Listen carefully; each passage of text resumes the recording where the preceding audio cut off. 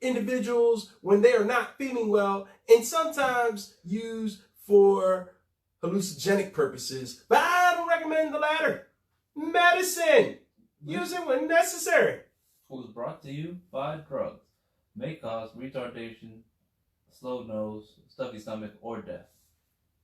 Those are your signs. Come on, set it on. Yeah. On the left, Yeah. on the right, Yes. on the left. I suggest Now, where's John Everyman for some left, reason? I don't know why. on the left, I never work with social media on already. the right. Ladies and gentlemen, Suggest yeah, welcome to another episode of the Everyman Show, episode 91. I keep saying 90 like it's spelled N-I-N-E-D-Y. It's 91. I heard myself the other day. I was like, that sounds so like 90? yeah, 90. Like, 99? but there's no D. You don't spell that N-I-N-E-D-Y. That's how people pronounce it. It's 91, right? This is it. Right. 91. 91. And we are here with still guns a-blazing.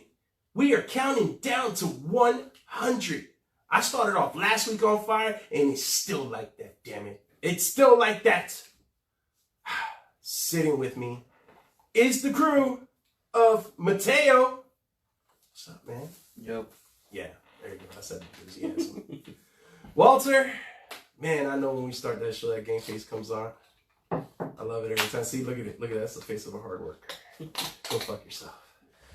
I think he'd rather be somewhere else right now. He always rather be somewhere else. Even when he's there, he'd still rather be somewhere else. I'm not even sure if he'd rather not be alive. I mean, he's off camera right now. He wants to be Trust me, off the planet. Listen, he wants to be out of here. He'll be out of here in any second. Once the show really starts rolling, he takes off. We were supposed to have another co-host. Probably they'll arrive later. Whatever. Sitting with us is the reason for the season of today's episode. We have. Wow, man. I don't want to botch this intro right now. Go for it. That's better than a proper intro. A botch one. A botch one, okay. Those are always much more fun. Really? Okay, well, I'm Yeah. good for those, like, plenty. How many times have you been introduced improperly? Oh my God! Like it's been a good while. I think It's the first funny. part of my It's career funny. was like I was misintroduced every time. Yeah. Like no one can get every man right. That was everybody and everyone, but never every man for some reason. That's funny. But sitting with us, guys, this is a real special episode for me, man. I'm like super excited for this episode today. This is it's gonna be an interview that's going to enlighten so many people, man. I feel like we're all going to get smarter in here today. This is a company that is very well known, and I don't want to just say in Florida, people. This is a very known company throughout the nation, if you will. You know what I mean? And I have one of the founders of this very company I'm referring to and alluding to without mentioning just yet. He is very popular, especially out here in South Florida for sure. I think that anyone that's in comedy knows who I'm about to refer to. Guys, we have sitting with us Comic Cure's own Benjamin Leis. It's me. Thanks for having me, guys. Yes. Finally, this is like a year in the making, and you've asked me for a while now to be a guest on the show. Oh yeah. And it's not till recently I was able to get a car. I just bought a car. What kind of car did you buy? 2015 Kia Sorento. Nice, man. Yeah, it fits most of the equipment that we have. So okay. Yeah, I needed something that had some room. Did the little hamsters get to you? How That's how they got you around before that. So I left my job 5 or 6 years ago. And right at that time, like Uber and Lyft had really made some traction in the Miami market, in South Florida market. So I was getting around Uber and Lyft, train, and borrowing other people's cars. Wow. Family members and friends. Yeah. Wow. So Not literally the entire how many years did you do that for? 4 4 years 4 doing or that? 5 years. If you live, like, I know in Miami, if you're close to downtown Miami, if you're taking pools, the rides are pretty cheap if you're going around there. Right. But where do you live? You don't live in Miami, right? So now I do. Oh, okay, nice. So I spent most of my adult life here in South Florida. Nice. Yeah. So I live in Coconut Grove now. Oh, okay. That's Yeah. a nice area, man. I moved there in the summer in with my girlfriend. But the whole time without a car, you were living where? In what Yeah, areas? Boca and Brickell. Damn, man. Boca, you Boca's- can do it. Yeah. Boca, there's some distances. Yeah, Boca. Yeah, train. Boca's Tri-rail. where you Tri-rail. get. And Yeah. I'm borrowing my mom's car a lot. Man. Jesus Christ, man. Your mom must have hated Thanks, you Mom. with the miles. Shout out to Mama I know. Leis. There's a lease too. Mama lease with the lease. Yeah. Just running up the mileage. For real, man. Hey, listen, life of an entertainer in having a car, those miles, man, it's like water. Yeah, you really need to have your own car. A lease won't work. Yeah, no, that is not. You got to know the guy that rolled back. No, and If I, sometimes, the gas money you get paid is really that. It is gas money Yeah. for It doing is. comedy. It So is. that's- It is, But man. it helps you get by. It's important. But damn. if I ever had to go long distances, I'd rent a car so that I can rack up miles on her lease. Yeah, man, because So. your mom would have been like, listen, I got another kid, so I'm good with like disowning you. Man, well, congratulations. At least you passed that hurdle and welcome to like South Florida life and getting the car. Now you're in traffic with the rest of us I and know. shit. I know, and I'm like, I get the car, and I'm like, I don't want the car anymore. I don't want to be stuck on 95. I don't want to be stuck on US 1. It's a nuisance. Yeah, you're on some fuck that shit. Teleportation is the one thing Tesla should be worried about. Fuck all this truck SUV shit. And more so the stress.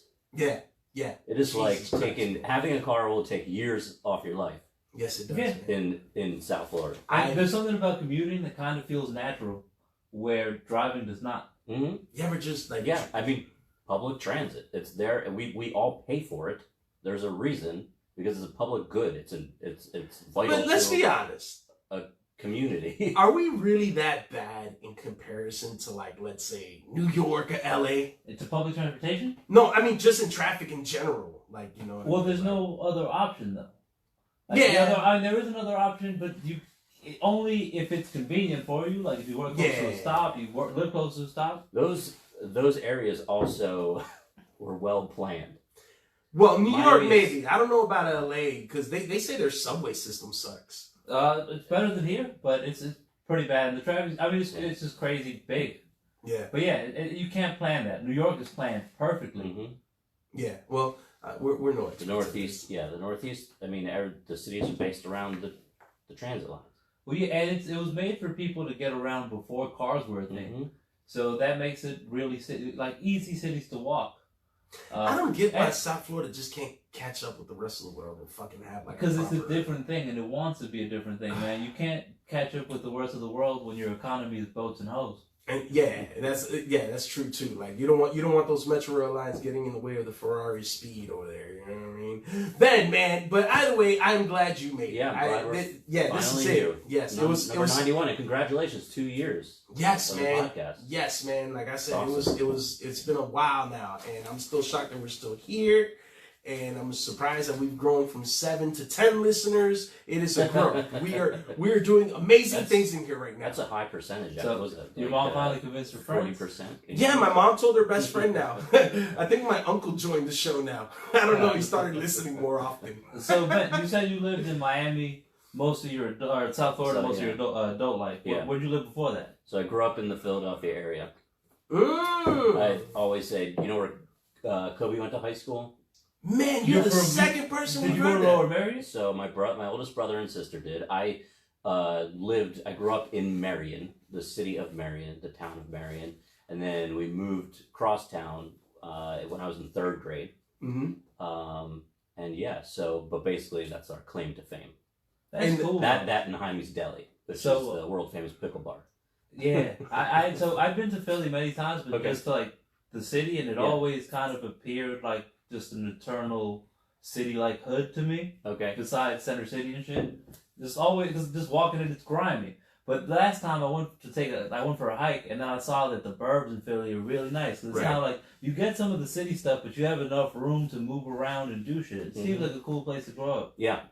So I love the city of Philadelphia. I didn't really care for growing up in the suburbs because my friends were so far from me, and you'd always have to get a lift.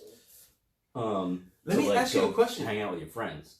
You said real quick, you guys went to school where Kobe Bryant went to school, right? So yeah, yes, essentially. But you guys didn't meet That's Kobe it, or yeah. see him. Oh, of course, no, absolutely. You saw Kobe? So there used to be, I don't know if it still exists, but there used to be a thing called Hoop It Up, which was 3-on-3. Yeah, man. We 3-on-3 used to have that out tournament. here. Yeah. And so my brother and I played a lot of basketball growing up, so we would do it every year. And I remember Kobe was a senior, and we were playing in the tournament, and they had a slam dunk contest. Oh, God. And so there were really only 3 kids in the school That can dunk. that could dunk. Were you one of those kids, Ben? That was not one of those. Although there was a Jewish friend of ours. You know, we grew up Jewish, and Right. a Jewish friend of ours was captain of the team with Kobe, and I think he could dunk. Doug Young, who actually ended up working for the NBA. But yeah, Doug, I believe, could dunk. He was a senior, I think, when Kobe was a freshman or sophomore. So he had been gone by that. But it was Kobe, another guy who was on the team, and then like one more. And so what was interesting was everyone's there. Kobe, I don't know if this was before or after they won the state championship, but like everyone's like buzzing about Kobe. Right. And so we're at the slam dunk contest, and everyone's lining up around, and Kobe's like asking people, what should I do? And I'm like, do a 360. 'Cause, like, You no. suggested to Kobe Bryant to do a 360. Yeah, and he's like, no. And so anyway, he goes up for his dunk, and he misses it. He missed all 3 dunks, You're but he kidding still me. won the contest. He won without touching.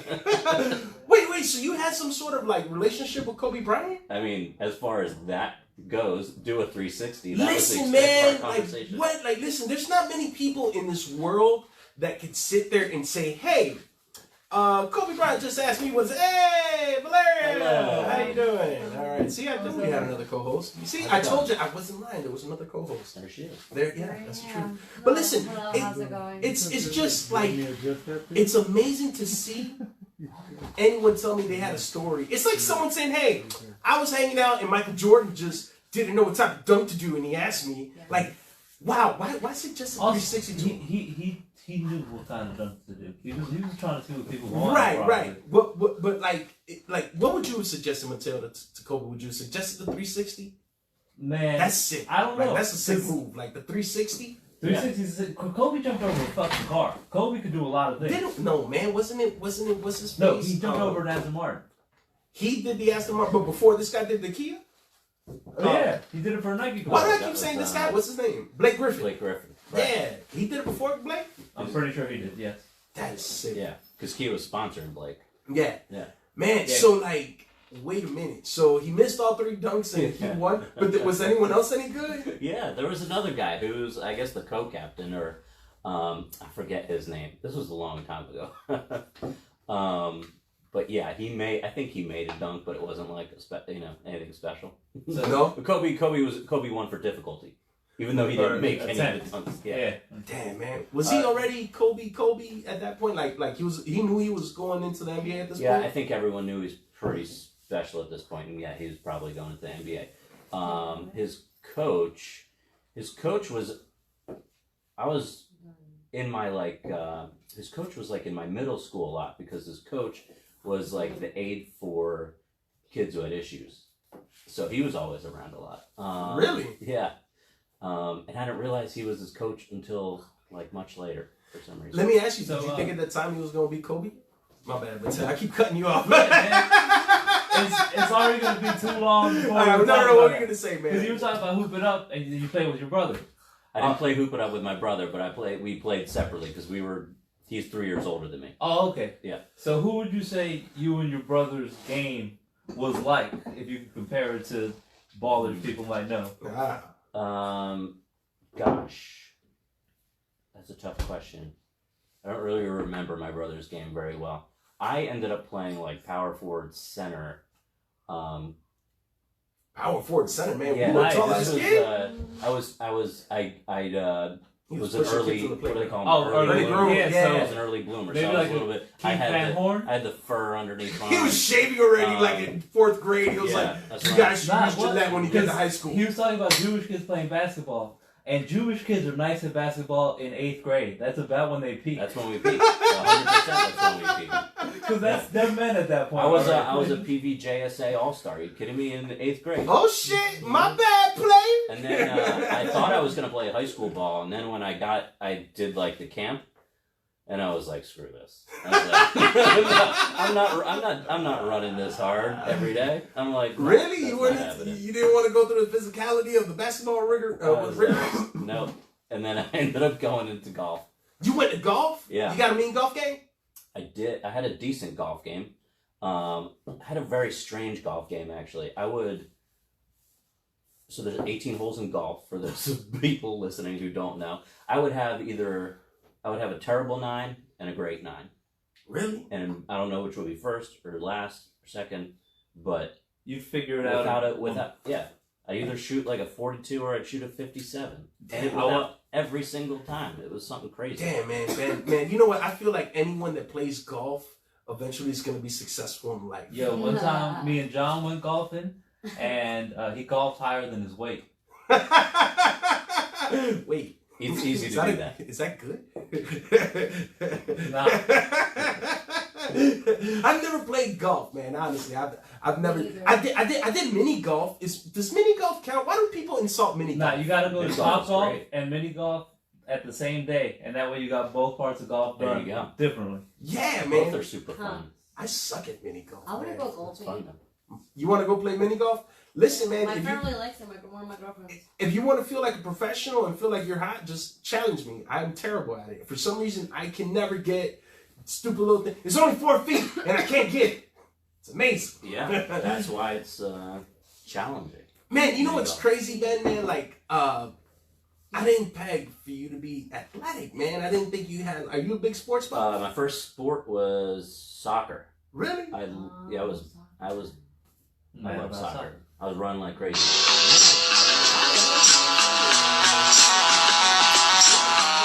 Golf? Do you get drunk, or you have to be sober? So this is no. It's much more fun drunk. Are you kidding me? That's a great way to play golf. Yeah, that's what I've people heard do. that, People go man. get drunk, get high, smoke cigars. Hell yeah. You know. And then Oh, play some golf. Smoking Yeah. some pot and golfing listen, man. sounds like a great Listen, time. And 18 holes and some drinking edibles. Yeah. Woo! A martini, like Mhm. a dirty martini. That's I don't know about that. Triple X, dirty Yeah. You martini. need focus. So. Have you? Yeah. No, you're right. So there's like these It's corporate, there's these big like golf fundraisers and corporate ones, and they set up bars on the holes. That's fucking Maybe, Yeah, awesome. maybe you already know. refreshing drinks like sangria or something. Not now, but back in the day, Tiger was probably getting hammered and still beating people. Man. Oh, he I could don't without know. a doubt. I But bet you- yeah, so that was the thing. I played competitively when I was younger, and like I took golf way too seriously. Really? And How do you then take golf too seriously? and then because you get competitive, you're playing against. You get somebody angry when you trying can't to- get out of trying that to little win. ditch. Yeah. Talking shit on the course, just Buster McGavin in it. Yo, I can picture Dan like bending down like they do in those golf classics and shit. He's holding and just looking at the fucking shit over there. He's like, So, what was Did you happening? get upset at like something? All the time. did you break the golf stick like those people? Did All I the break any time. sticks? I may have bent some. Hell I don't know if I yeah. was strong enough I'd have to wrap one around a tree to break it or something. I don't know. if I Listen, did. man, that's living the dream, Yeah, man. that's strength. That's not Getting like a baseball serious bat. about golf because you're in the dream. Oh man, I You can made picture it in that. life if you're serious about golf. I don't know. You're successful. That's my philosophy behind that. You play golf, you are successful in life. Why don't you start playing some golf? Play some golf. You gotta learn to play golf, Valeria. You want to become like I do successful in wanna learn. life? Top golf is so much fun. Really? Man, We should what's the go. purpose Let's of that? go. Just to smack the shit out of We a should ball, go. right? Just to see how far it goes? Yeah, but you can like track it. They've got like microchips in the ball, so you Yeah, can so it's see a how yard far thing. it goes. Microchip. I went Yeah. 300 one time. You did it? 300. Microchip my balls. Microchip ball. I think that's just like a big ego contest to see who can hit the longest and shit. Like, It's- you a bitch. yeah. You only hit 35 feet. I hit 57. 300 yards. I don't know what that means. 300 yards? Yeah. Oh, they measure shit by yards? Nah, I don't think so. That's insane, bro. That's not Yeah. Oh, man. Wow. Ben, so you're from Philly, and you said you're Jewish, man. That's cool. And you've been talking about your brother here a couple times. Man. What? Got a Philly question. Oh, sure. Wow. Do you have any comedy memories from Philly? No. No. So I was not into comedy at all. Okay. What? Yeah, that's not my thing. Well, so actually, no, I lied. Sorry. I got a little ahead of myself. One of the earliest memories I have as far as comedy in Philly, actually, my dad took us to go see an incredible concert. Bill Cosby, Henny Youngman, and Milton Berle. I think Milton at the Berle, Valley man. Forge. Was the Valley Forge Convention Center. It was a Valley Forge, and it was in the round. Mm-hmm. So it was What like year was this? this was I was a little kid. So it was Cosby before the Cosby Show, or This was Cosby probably During? during? Wow, Possibly. man. That's not his height, maybe man. before. From around then, maybe around when he was starting. Yeah, I mean this was like Cosby in his in his Yeah. prime, and just three legends on stage. Wow, man. Yeah. No, Milton Berle, forget about it, dude. Mhm. That name there is legend as is. I mean, Bill Cosby might have smeared some of that legacy, but at the time, that was just like, wow. You didn't know that was about it. that. No, right, exactly. Everybody was wow, like you were bragging that you saw a Bill Cosby show. Oh, yeah. And now you're like, I didn't see much. Still one of the biggest, the largest influences in comedy. Yeah, you think it still carries weight? Yo, Oh, without a doubt. Translated all over the world. You ask all the top comedians today who were your influences. Jerry Seinfeld would say Bill Cosby, and all the other Yeah, people, Louis without a C.K., doubt. Bill Cosby. Yeah, Those because you're guys not gonna go things in back. common. You're not gonna lie because of the sake of a situation. That's like Louis Hulk Hogan CK. fans. Louis C.K. fans. I don't know how many people walk around and say they're Louis C.K. fans. I like Louis C.K. I don't know about research. Most people will say Louis is great. It's you gotta separate the art from the person. If you disagree with things the person might have done. The way that things are going right now, but it's there's- hard to say. Honestly, it's hard to walk around and say, "Hey, I'm a fan of yesteryear's artists," because yesteryear's artists were a little tainted there. Yesteryear's. You know what I mean? Person and art. That's it. Yeah, It's separate. comedian versus the person. Right. Well, I think, but listen, we say comedian versus the person, but who right now is walking around buying an R. Kelly album for someone? Right. But you don't feel like this about like the NFL and there's fucking rapists and people that beat their wives. Oh yeah. I mean, Because you just think again, it's the team. It's the shield. everything that is turned protects into it. a Fuck huge that. gray area. You know what I mean? Like we're living in the world of the gray area. Or just Like, you don't gotta- have to turn everything into a moral battle. But I think people are trying to. Yeah. True. Yes, they are. Yes, they are, my friend. Well, you know what? I got one more Philly question, just because I'm afraid I'll forget this later. Is everyone big on Rocky over there? Yes. You mean Rocky? What's his Rocky's life in name? Philly, huh? Stallone. Sylvester. Yeah, Rocky like the I don't boxer. like this. Yeah. Of course, you gotta go to the Italian market. You gotta, Did you run up the stairs and stand by gotta do that the art statue? museum staircase. Yeah. It's a whole thing. Do they For still sure. have that Rocky statue there? So it always gets moved around. I They don't know move where that it is. around? Oh, all the time. I never knew It that. used to be at the art museum, then Mhm. I don't know if the art museum was like, this isn't art. Right. What? And then it got moved over to the Spectrum, which is where the Sixers used to play. Nice. The Spectrum got torn down. I think they moved it across the street to where the Eagles play. And then the last I heard is back at the art museum. Really?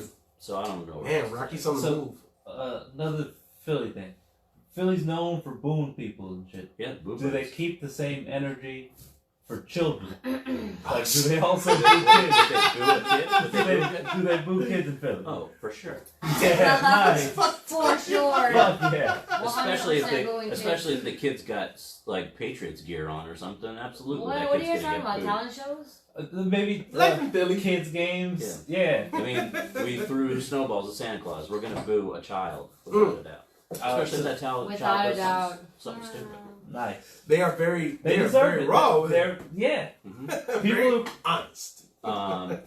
Yeah, so there's one of the best sports radios in the country is Philadelphia Sports, and they I forget who said it, but everyone hates on Eagles fans, but they're the most, without a doubt, some of the most knowledgeable and passionate.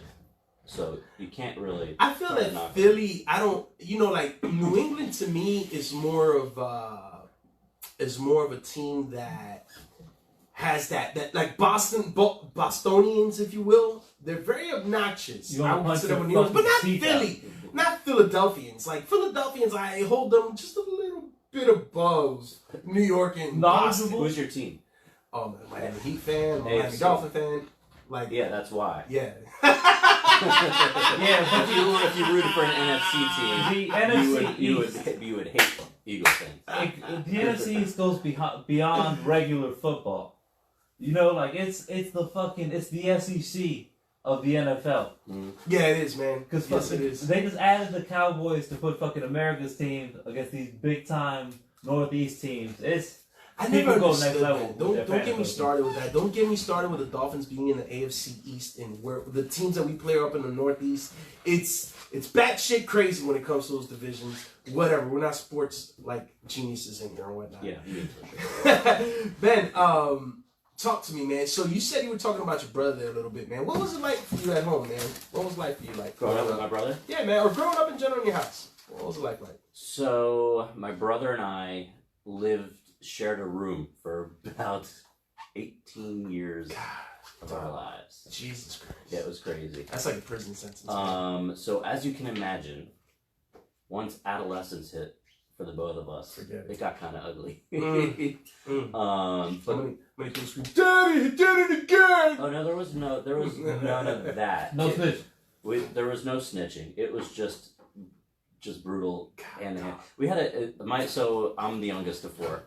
Oh, nice. Okay. We had a game called the ball game that only us, the three boys and my sister, and we used to play this game on a hardwood floor in our foyer, and we had an umbrella stand, like wicker umbrella stand. Sure. And basically, the game was just to get the ball into the stand. You would get a point. Like a basketball, almost the rules of basketball there. But it's contact. Right. Full contact. It's full contact. Oh, fuck. But this is rugby rules? This is like we lost teeth. Yo! Yeah, this is... violence. Yeah, nice. Yeah. And we loved it. It's so much fun to knock people's teeth in. So much fun. Yeah. Man, that's family love over there, huh? What brain damage helps you shape yourself as a person somehow? Yeah. But Larry, man, you've been. I've seen you creep over there to the chairs. I really want to sit on that chair. But are you okay? Like, no, I'm fine. Are you sure? Yeah. We still got you here. Like, we don't want Ben to get nervous now. No. I just realized that that's filming me. Yeah, we all are on YouTube. Shout out to our YouTube viewers, by the way, man. I thought you've done this before, Valeria. I did, but I didn't realize it was right there. You didn't realize that the camera was there? No. You can always go to the inconspicuous side where Mateo lives, but whatever. Shout out to our YouTube subscribers and viewers. Also, our Facebook Live viewers. I know there's people on the check-in. Shout out to the word inconspicuosity. Yeah, I couldn't even say that right now. Yeah. You wouldn't even know it's there. No. But yeah, you know what? Real quick, we had an awesome time, man. Some of our social media followers, man, shouted us out. Shout out to Oli Way. And man, this guy had a crazy ass name like Sol Jackowicz or something. But they're showing love out here, man. Thank you to you guys. Being that Valeria made that mention there real quick. But back to you, Ben. You were telling us you guys are violent and brutal. That's what you guys are. You guys beat yourselves up. We were boys. But yeah, growing up, so we grew up in an affluent suburb of Philadelphia. I grew up pretty Jewish. Okay, I was at synagogue 3 or 4 times a week. Oh, that's super religious. Yeah, and that's why as soon as I had my bar mitzvah, I was like... Was your dad the penny pinching Jew? You know what I'm talking about. He complained, they complain, and they break it all down, no? And then of course this is like stereotypical, right? So for the most part, it's like knowing the value of a dollar. Right. You're not wasteful with it. Jewish people don't like to waste money. No, they're very practical. If you, it's not being practical with the money. It is smart with the money because most other people are quite stupid with the money. Yeah, not to say, but I grew up in a Hispanic household, and I grew up in a Hispanic community. I've seen a lot of Hispanic people blow money like it ain't shit. Don't talk about, but that's where that's where it's interesting with Hispanic people, because there are certain nationalities within the Hispanic community that there's definitely there's some that are very intelligent with it. Exactly. But like, you're not going to go out and buy a new car. A lot of people do. A lot of Jews do. But you're gonna you're gonna spend your money on investments rather than expenses. And if you got to have an expense that depreciates, you're gonna buy it already like depreciated. You're not gonna buy it. Right, you're not gonna go buy some of like higher value and let it depreciate for you right there. Right. Yeah, that makes a little sense. You're gonna invest your money in tools and financial tools and other things that increase the value of what you have. So whenever you sell it or whatever it is, you've made some money. And there's some practicality there. That sounds sensibility is more the word I'm looking for. There's sensibility there with your dad. I mean, yeah. But all right, but you're saying it was more about you with your brothers and your sister. Oh, and I got another Philly question. Yeah. You don't have many Philly guests on them yet. I know, and I like that place a lot. I like it. Okay. It's like northeast. I don't know. It doesn't matter. Philly's great. I love it now. I didn't like it growing up, but I love it now. Well, I would never. I love it because I visited. Okay. But I've seen some crazy shit on Philadelphia rooftops. Have you ever seen something crazy at the roof of someone's house? Probably. Nice. We had basements too. I'm trying to think like rooftops. So we would go down the shore. That's a thing. Philadelphians go down the shore to South Jersey. New Yorkers go to North Jersey. So down the shore there'd be rooftop parties. There'd be like stilted patios. Oh, I've seen those in movies and shit. So, what have you seen on a rooftop? Now you got bank curious. What have you seen on a rooftop? One time I was just on a rooftop. There was a kiddie pool. Hell yeah. And then there was Someone was people in it? hanging out in the kiddie pool. Okay. And that's the thing in Philly? It was a thing in Philly.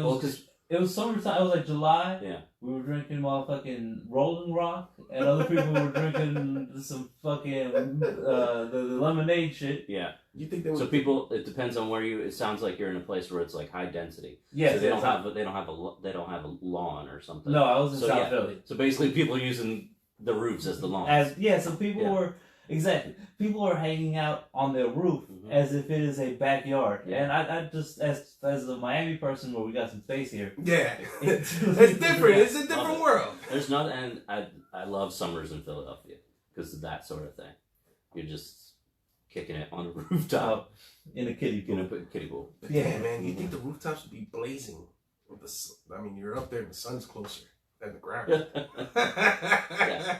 All of Yeah, but you're in concrete either way. Yeah, you're right. Ben, so what, man? So you were telling me you were there. I know we kind of sidetracked it here a lot, but you were saying with your brothers and sisters. So like growing up with them, it was pretty, punch and pull hairs. And... So our parents didn't get along.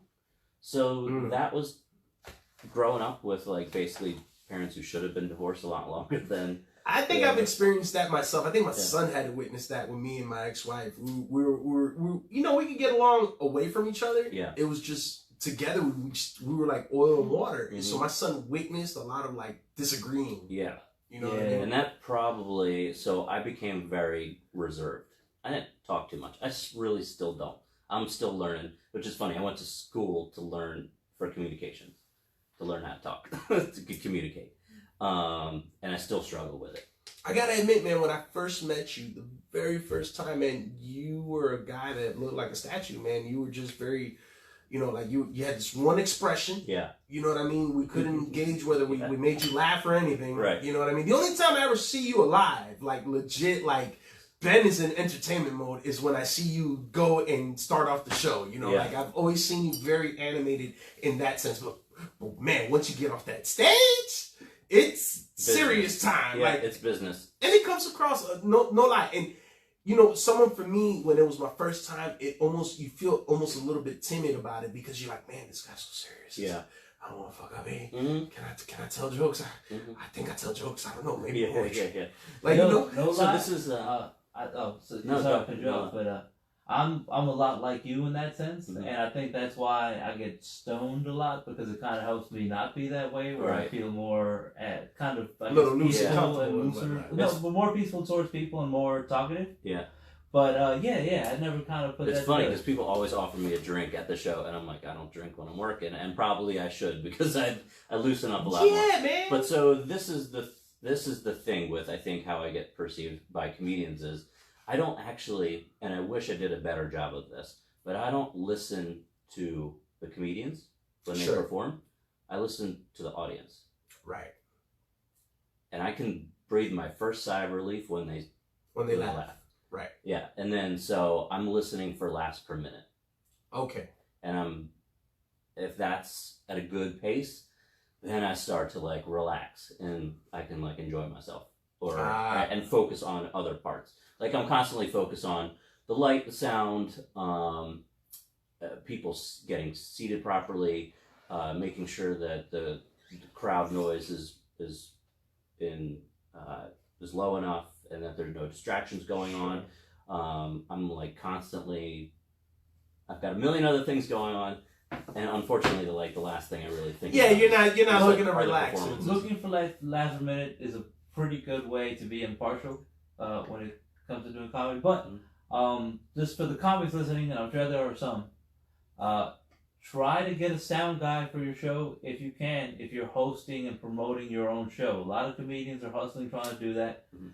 And just small things that you could do The to nuances. have some help as you produce your show will help you host a better show. So maybe if you're producing a show, find another host if you can't find someone to do that stuff. But Right. if you're one manning or one womaning the whole thing, it's hard to do a good job, and try to get some help to mitigate that. Yeah, and I mean, I would I started hosting our shows in like the second or third year. So we just hit our 4-year anniversary. Oh, So nice. Congratulations. yeah, I don't know how we did it, but, We don't know how we did 2 years here, so don't worry about it. You're good. but I started hosting the shows because I'm a control freak and I couldn't find a host that would host it like I wanted, even after I instructed them. So now we teach we teach class in hosting, which you've have attended and I've learned. Yeah, Where? so Oh, well, that's in Boca. He does Yeah, we teach a lot of classes yeah, in Boca. we'll touch back on it again. You know what? Let me circle right back to what we were saying here, because we just again sidetracked it with the fact that we were talking about Yeah. just your Going personality back with to it. the history. Yeah, but you were saying you're very reserved growing up. Yeah. So I was very quiet, shy, reserved, super serious, and I still have a lot of those tendencies, Mhm. which I'm trying to break. So in third grade there was a big trauma in my life. Yeah, third grade. I was in art class in third grade, Uh-huh. and another kid in our class looked out the window, pointed and said, "Hey, look, the tree's on fire." Next thing we know, the fire alarm goes off. Principal gets on the loudspeaker. Everyone go to your nearest exits. Evacuate the school immediately. There was a helicopter and plane that collided in the sky above our school. You're kidding. It blew up into a fireball, fell on the playground, killed all 3 or 4 passengers in those aircrafts and 2 children on the recess field. Jesus And Christ. I was about 4 minutes from being on that field. So, What? yeah. Wow. And so that was third grade. And we just so happened to have purchased a home on the other side of town. So then we picked up and moved. And I started like a whole new life across town. So it was a lot of stuff Yeah, a lot going of on. life changes right Wow. there. Yeah, there was trauma. I had to go Third see. grade. I was really struggling psychologically. I had to go see a psychiatrist who I couldn't stand, to the point where I was like, I can't do this anymore. I'm Of course. fine. Right. Yeah. So that was like elementary school. Yeah, it was really hard for me to even be in class for the rest of 3rd and 4th grade. Had some. Wow, man, you went through some real serious challenges early Yeah. on in life. And so, I must have made you older overnight. I must have made you going from like freaking 9 to 19. It wasn't good times. No, I wouldn't think anything like that would, I don't think would it make was- anybody go like, okay, what's going on at Yeah. home later? I don't know if it necessarily matured me. Maybe it probably stunted my maturity, if anything. But yeah, so that was like early childhood, and then. But then you guys lived in Philly, and then what? You guys, at what point you? Because I think you said it early on. You were Came down. Came down. So basically, college was my ticket out of Philadelphia. I did not want to stick around there, so I applied to 13 schools, mostly below the Mason-Dixon line, and I was just like, I'm going to warm weather, and I'm getting away from home. I applied to Penn State as a safety school. That was the first one I got into, and my dad really wanted me to go there, and I was like, I'm not going there. But I got into most of the schools I applied to. University of Miami gave at the time, they were giving a lot of hefty scholarships out as a way to hook people in. Got a really nice scholarship there. It was the first one I visited, and I was like, That was it. Have you been to the Coral Gables Hell campus? yeah! Yeah, you don't want to go. You don't need to go anywhere else. That's You right. ever It's been all, to camp? it's all about the you, man. Oh, it's all about the you. Yeah, it's nicer than most country clubs. It is. Oh. It's pristine. They have a beautiful lake on campus. They have palm trees. Yeah, people walking around I wanna flip go flops see and it. bikinis, and you're like, Hell yeah. if you go to you and listen to the show, me and Mr. Goodnight, pop-up comedy shows. That's right. You guys do those All little around pop-up them, comedy yeah. shows in the university. Look out for it. Really? Yeah. Oh. What did you study in UM? Really? Man, you got first of all, you gotta be really hella smart to get in any of these schools. 'Cause you just said Penn State, So, and you yeah. said UM, like yeah. So fuck outta I got in right at the right time. If I applied now to UM, I wouldn't get in. really? It's the criteria went up? criteria is just skyrocketed. More students are just trying to get in, so their standards have gone up. I don't give a damn, man. But still, it's not a cheap school, and No. it's very Not at all. difficult to get in, man. Yeah, like what that's I- impressive. I'd kind of take the track of my dad now. If I were to have a child, I'd be like, you don't need to go to expensive school. So I studied broadcast journalism and political science. Wow, you did broadcast journalism and political Yeah. science. So I actually wanted to be a golf broadcaster. I Really? really had a love for golf. Yeah. See, again, the athleticism in you There's is no was don't shocking. say athleticism. Or the athletic enthusiasm. Well, yeah. Listen, man. I'm That's sorry. some noise. Yeah. Well, listen, man. You gotta have like strong arm, It like helps. yeah. Like I'm If not you're gonna lie, man. flexible and have a strong core, and yeah. I heard Tiger Woods tore ACL. The second you tear ACL or some crap in golf, it's a sport. Yeah. Like during a swing or something. Yeah, he's always hurting himself. Yeah, man. Like- No way. But you wanted to be a golf broadcaster? I wanted to grow. Yeah. I Were you did. gonna? Did you have? You sound like you have one of those silent voices, like, oh, right. It's kind of hard now. Easy does. Yeah. Unfortunately, they trained us for. They try to get you into 3 tracks: political science, so you could be like a political correspondent. Sure. History, which makes sense, and then I think economics. So they try to like get you into those tracks, and really, what they should have been doing is getting students into like more of entertainment, because really, that's where our country. Yeah. Where the hell does political science even fit into broadcasting? I mean, look at now. That's all you see. That's all you hear about on the channels. This impeachment trial. Yeah, But That's all. trying It's all. it- People it- love politics. Politics is just as like people are fanatic about sports teams as they are about their Right.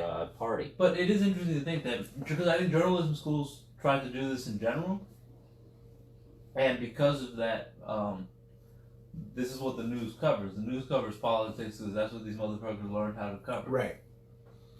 But it's also big business, right?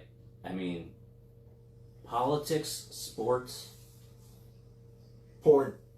porn. Yeah, that's a big seller.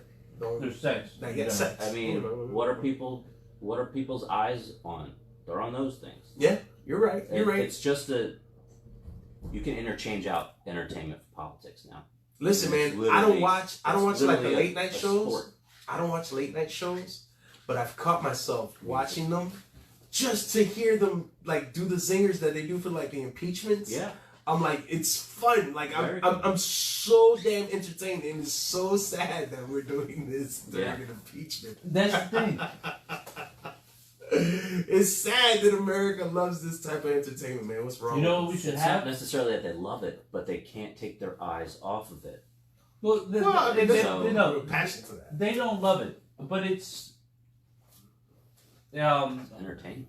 yeah, it draws your attention to consume it. Mhm. What we should have is we should have our actual president, and then the person that plays our president on the presidential reality show. There's a movie like that. Well, that's what happened in. That's basically what happened in Ukraine. The comedian won the presidency.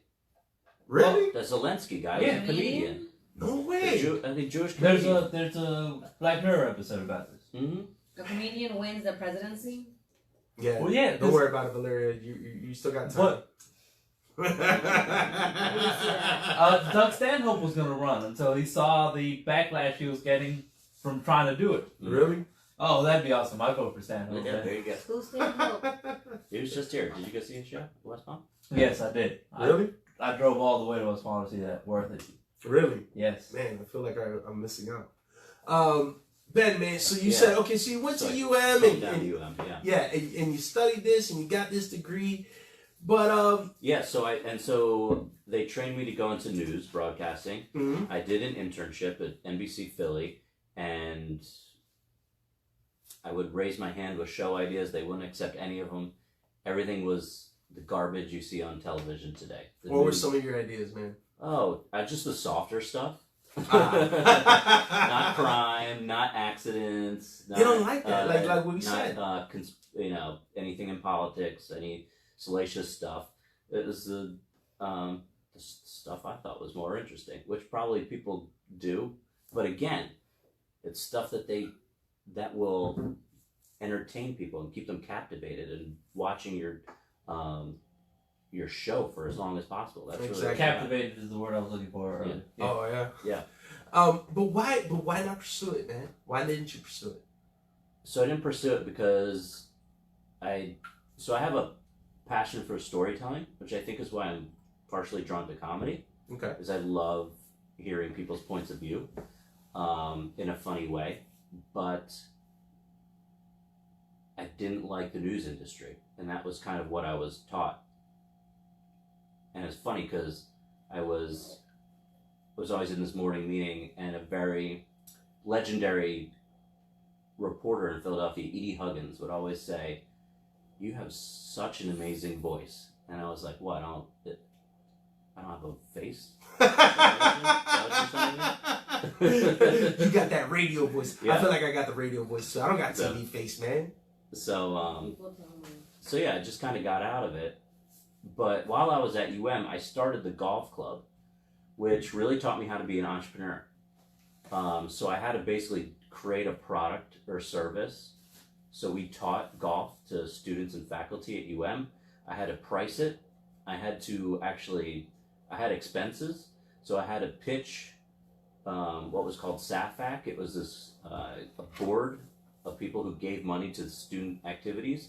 So you Okay. go and you present a budget and you pitch them and you tell them, we need this money because, and got a lot of money for what I was asking. I was astonished, my advisors, and we grew to be one of the biggest clubs. Really? And yeah, and just like a company, you've got to go out and market your service and get customers. Right. So that really is what taught me how to be an entrepreneur.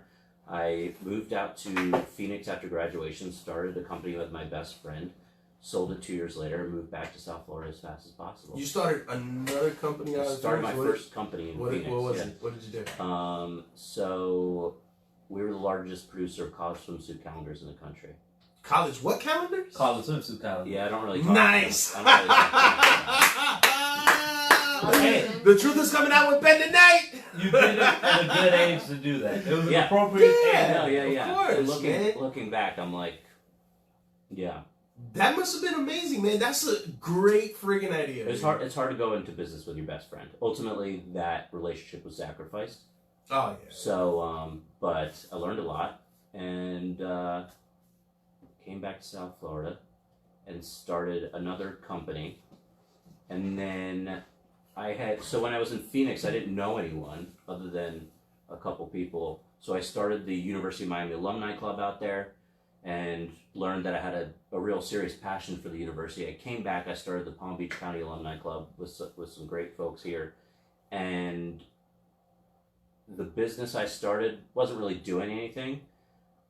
And I just said to the head of the Alumni Association, hey, do you have any openings for jobs? And she said, no. But I'll create something for you. And she put me on like a 3-month contract, turned into a 6-month contract, and in a year. And then a fundraising position opened up, and I took that and crushed it. Nice. And raised a lot of money. And then I got promoted and developed the university's crowdfunding platform, which they're still using today. And I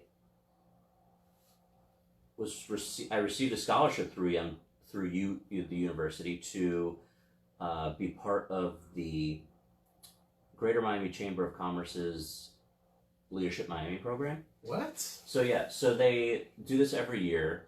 They have like 100 people from the community, mostly young professionals, and they teach you about the need in the community. They partner you up with nonprofit organizations. Nice. And that really opened my eyes to like the disparity that's taking place in South Florida and specifically Miami, and all the people who are in need. And I was like, I gotta help more people. So I left UM, didn't know what I was gonna do next, but knew I just wanted to help more nonprofits. And to make up, I didn't know what I was gonna do next, but I knew I didn't want to hold a spot that someone else could take, right, and grow. So my first order of business was to make up for lost time. I went to visit my brother in LA, went to visit some friends. Now, hold on. You say you're visiting your brother. Yeah. But you always say just your brother. Like, obviously you have more brothers. What brother are you referring to, by the way? Sorry, Richie. Richie, okay. I mean, I know who you were referring to, but again, our viewers don't really, don't really know that. Yeah, if listeners or viewers, if you haven't made the connection. Right. So, Ben has a brother named Richie, Richie Leis as well. And right. Richie Leis, a.k.a. Richie La La. Yeah. So that was his stage name for a while, especially when he came down here to South Florida. So you're saying your brother was into comedy? So my brother's been doing comedy for 18 years. Jesus Christ. He started in Philly, came down here, and is really where he one of your brothers, because obviously you have another brother. Yeah, my oldest brother is an advertising executive in Philly. Oh, nice, man. Yeah. For a global ad agency. Jesus. So, and then my sister lives in France. Ooh la la. Yeah, she lives in the French countryside. She's got a family. Wow, man! Everyone must play golf. Or like, is her family? Yeah, they're both French American. Yeah. Wow, man! They're all bilingual. You guys have some excellent success stories rolling around right now, man. But you know, I like your definition of success. I say success. I figured they all play golf. Success. Well, yeah. I mean, the barometer over here and what your guys are doing. This is like some American-like stuff you're doing. Like, it's not very Miami, because it's not like Miami people just get up and play golf and shit. Like, not like that per se. Not with your enthusiasm. Oh, that's how you make deals, man. But you gotta go to the public course. That's right. But you were saying with your brother, man. So he was into comedy, and you went to go see him in LA. Yeah. And what was his situation at this point? So I go to visit him in LA. At the time, he's the booking director for Flappers Comedy Club. So he's booking 10,000 to 12,000 spots a year. Jesus. Wow. Yeah. He's in a serious comedy club. And I never really paid attention. I just thought my brother works at a comedy club. I'll go out there. So the whole time you're looking at your brother, you're not looking at him like, wow, this is this funny comedian that's just killing it. You're just like, where's my brother? Because when I last saw my brother, he wasn't funny. Do you know how hard it is to watch a loved one pursue something as hard as comedy and not do good at it and have to sit in the audience? Wow, so the first time you saw your brother, you never thought he was funny? No. So my brother, and this is like it for a lot of comedians, when they're first starting out, you're trying stuff that's not funny, that doesn't work. Yeah. And to sit in the audience, and I just... Did you lie to him at least? I just cringed a lot. Were you being a good brother and saying, man... Or were you being the Philadelphian and telling him the truth? I didn't tell him the truth because he knew it. I mean, my brother's a smart enough guy, Yeah. and you know what works and what doesn't. The audience either laughs or they don't. So it's not like I had to tell him. He knew already himself. He probably looked at you like, "Don't say it, man." I But already my know." brother had bad habits. Then my brother would drink. My brother would get high before shows, and he's and he talks about not doing that anymore, and how that's changed a lot for him. Yeah, I mean, he was sorting stuff out. Well, I mean, we all got to go through those moments in Yeah. life. I think, it's whether comedy or not. Mhm. Sometimes we got to sort things out. Yeah. But okay, so you went to see your brother in L.A. and what had happened at that point? Yeah, so the first night I was out there, he hosted Dana Carvey's television pilot. What? So I This was like like right after Wayne's World, I'm assuming, right? no, this was 4 years ago, 5 years ago. Really? Yeah. Oh, So shit. so Dana Carvey had an impressionist show on TBS. It wasn't very widely known about. I never knew about Yeah, it. but it was the phenomenal talent on the show. Oh, So for sure. this was one of the most amazing live entertainment experiences I've ever witnessed. Wow. They had 60 comedians, 60 impressionists go up in an hour and do a minute each. Then they voted on their favorites, and they had a different format. So then they would come up and act out a scene or something Right. as the character, and then the final round I think was three or five finalists, and they sat down in a talk show format with Dana as the host, as if it was like the Tonight Show, and then he would interview the guest in character. Oh, that's got to be a trip. Yeah, amazing. I've never seen. And your anything like brother, that, and I probably never will. and you said your brother was filming this, so My brother hosted the pilot. Oh, he It was a hosted pilot. it. Yeah, Okay. so they're filming in there. They're trying to see how the show's going to look. So my brother hosted. So like my brother does like the crowd work to get the people amped up. Right? Don't they call us Applause. like a warm up monkey Yeah. or something? You know, warm up guy. Yeah, Yeah. exactly. You don't have to call him a fucking monkey, man. No, God that's damn. what I heard one time. I went to the Daily Show, and Stephen Colbert was like in his early prime, in his early days, and he was like the warm up. They called it a warm up monkey. Yeah. I was like, I don't know what's about a that. I've never warm-up heard of monkey? but but I was like, that sounds like I didn't. You're talking about times before sensitivity existed, but I was just like, okay, cool. You call them warm up monkeys. Never understood that, but sure, warm up guy. That also sounds a little bit more, less insulting. So then the next night it was a cast from Jackass. Which is a show that wow. really doesn't exist anymore, No, it because that was doesn't. a special one. It was LA, so they had like guys who you wouldn't see before. You had They had Preston on there. They had Fucking legends. Wee Man. Dave England in there, I think. Yeah, it was amazing. Was Wee Man on it? Not sure if Wee Man was on there. I met Wee Maybe. Man at the Comedy Store. I was befuddled. How you feel? I just told you I was Befuddled. Didn't know what to do. The next night it was Elaine Boozler. The Okay. next night it was Craig Gass, and I'm just like, what is going on here? I mean, my brother is like, knows all these people, and I'm like, this is crazy. Your brother went from like this guy you were laughing at to like, who is this guy? Yeah, so I was like, I started like, I was like, kind of blown away. Right. But I was also really amazed at what comedy is. Someone gets on stage in front of a room full of strangers, tells jokes, and makes people laugh and transforms how they feel about themselves. And I was like, that's pretty powerful. And it's like magic. It literally is magic. Comedy is magic. It is, man.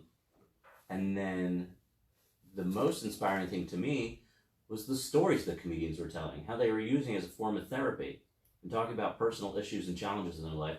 And I was like, man, if you can get the right comedian in front of the right audience, you can transcend comedy and provide hope and healing for communities. And that is the premise on which we built Comic here. Oh shit, man! Yeah. So that one trip to see your brother in L.A. Yeah. was like damn near life changing for you in a sense, No, right? without a doubt. I mean, I've dedicated my life to comedy now, which isn't a passion of mine. It's my brother's passion. The passion of mine is when we use it to benefit nonprofit organizations and people who are in need in our communities. That's my passion. So let's get into that then, man. So when you were inspired in this moment, and already I'm guessing it's a no-brainer. I guess you could connect the dots here with the conversation. But in other words, so when you saw this with your brother, you had this inspiration to want to use comedy with your stuff. Mm-hmm. You were just thinking already at that point, hey, I'm gonna make comedy about just nonprofit organizations as well. Yeah. So the idea was like comedy for a cause.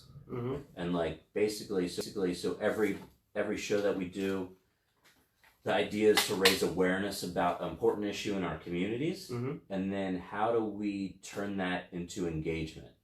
So we've got all these people who are coming into as an audience. How do we get them to get engaged civically? And that is typically through the vehicle of a nonprofit organization. So, John, were you part of our Brickell Comedy Festival in 2015? No, that's funny you say it, man. That was the first time I had a chance to see you guys, because I believe that event was for the LGB. No.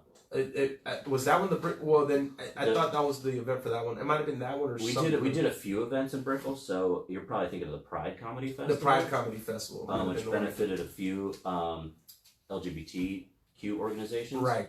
The Brickell Comedy Festival benefited Habitat for Humanity, because what I wanted people in Brickell to realize is that all the low and affordable and workforce housing was being demolished to build these luxury sky rises. And I wanted people to realize that we're forcing the people who work in our community out of it. Let me ask you a question.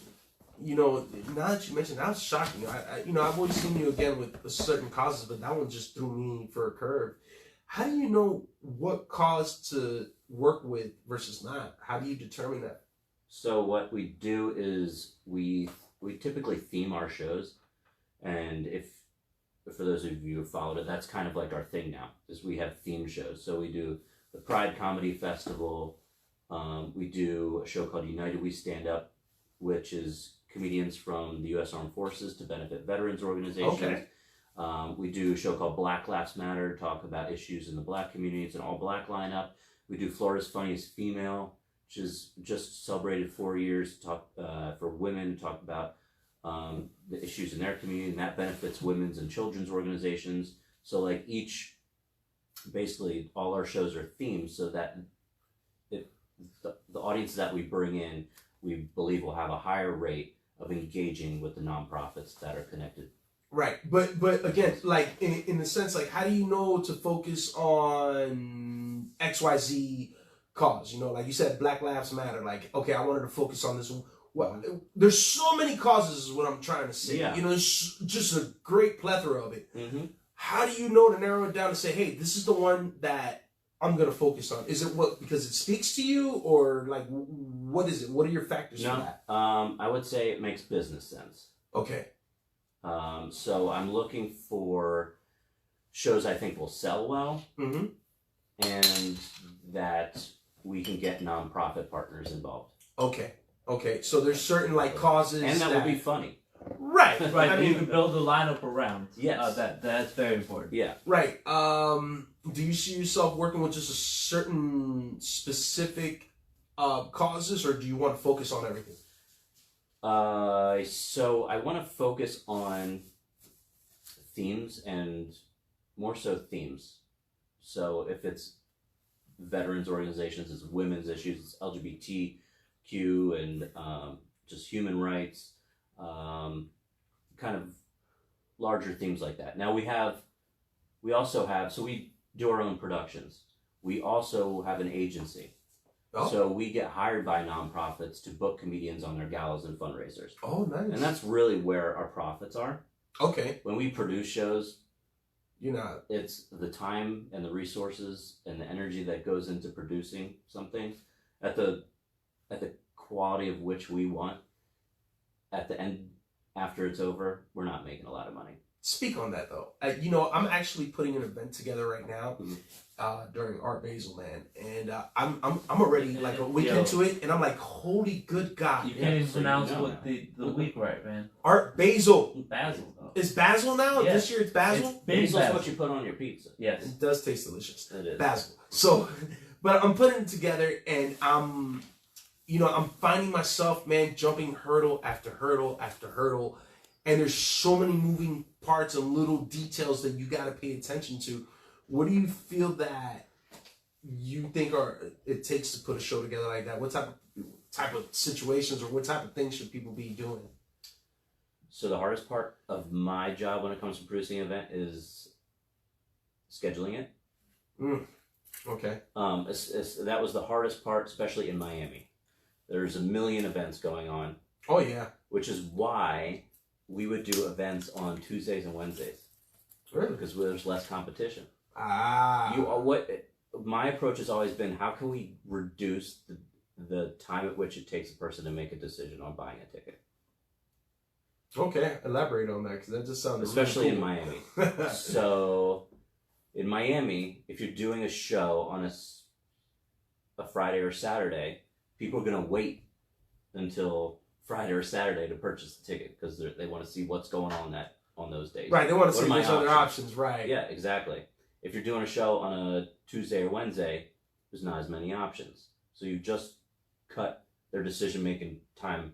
But aren't you way concerned with people that say, hey, I got to work in the morning, and like there's work and kids? So this is the other part, is how do you create an experience that they'll want to attend, they'll want to be at. So there's that. There's also, how are you going to sell tickets? To me, people love advertising, Right. and I believe that advertising does not sell tickets. I say advertising doesn't sell tickets, people do.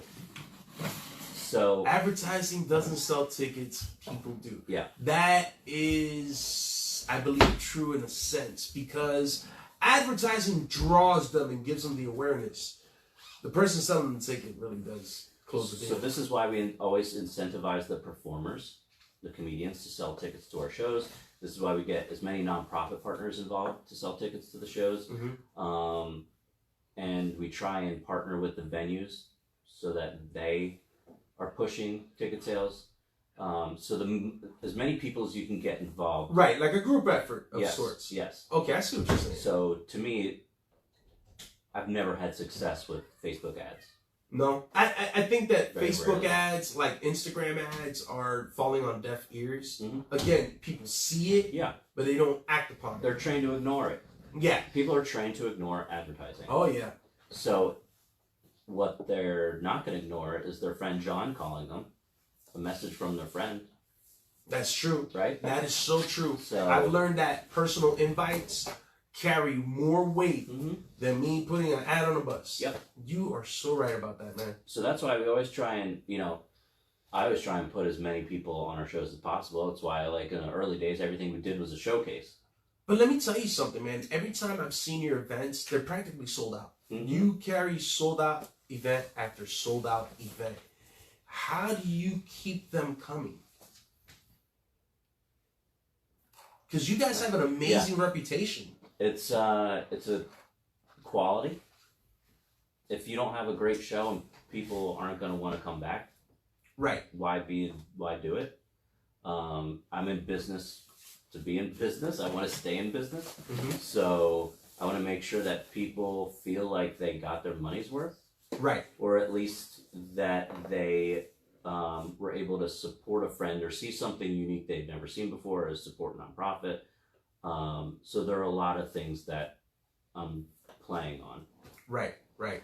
Man, let me tell you that. But if I don't have a great host and a great headliner, then it's not worth it. I was about to move into that. Mm-hmm. You know, a part of your shows, man, are the acts. You constantly have a knack for putting together great comedians that know how to cater to your crowd. Yeah. You know what I mean? And I've always been fascinated with that because you don't let anybody. I just don't see every comedian on your docket. You know what I mean? You have been very meticulous with who you're selecting, and I'm just curious about that. How do you go and determine, hey, who I want on my show versus this guy's gonna be a good fit? Yep. No, it's so designing the show is important. Really important piece is I got to think about first and foremost, and I I wish more comedians did this, is think about the audience rather than themselves.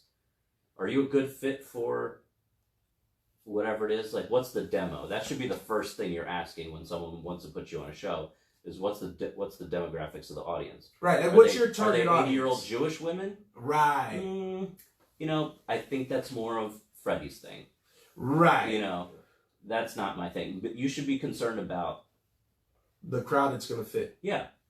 I see what you're saying. Especially, like, you don't want to go up there and eat it. You want to go up there, crush it, and then people book you off that show. I have that very same mindset where I go into certain rooms, man, and like I never do good personally inside a hood room. Like if it's really hood and there's a lot of pharmaceutical reps in there and a couple strippers that got off work and hung out there and a few of the NS13 members, I'm not gonna fare well. That's not you? No? It's not. Isn't that shocking? That you would think that's my wheelhouse. It's not, man. So what is? Because you're halfway then.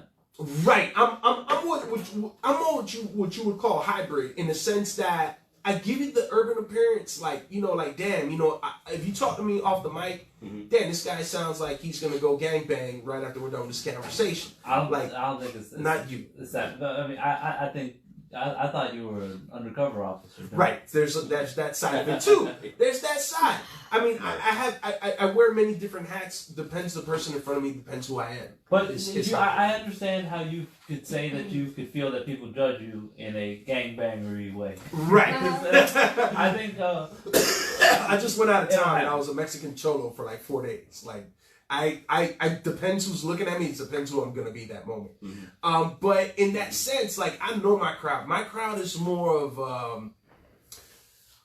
man. It's hard to describe, man. How old are they?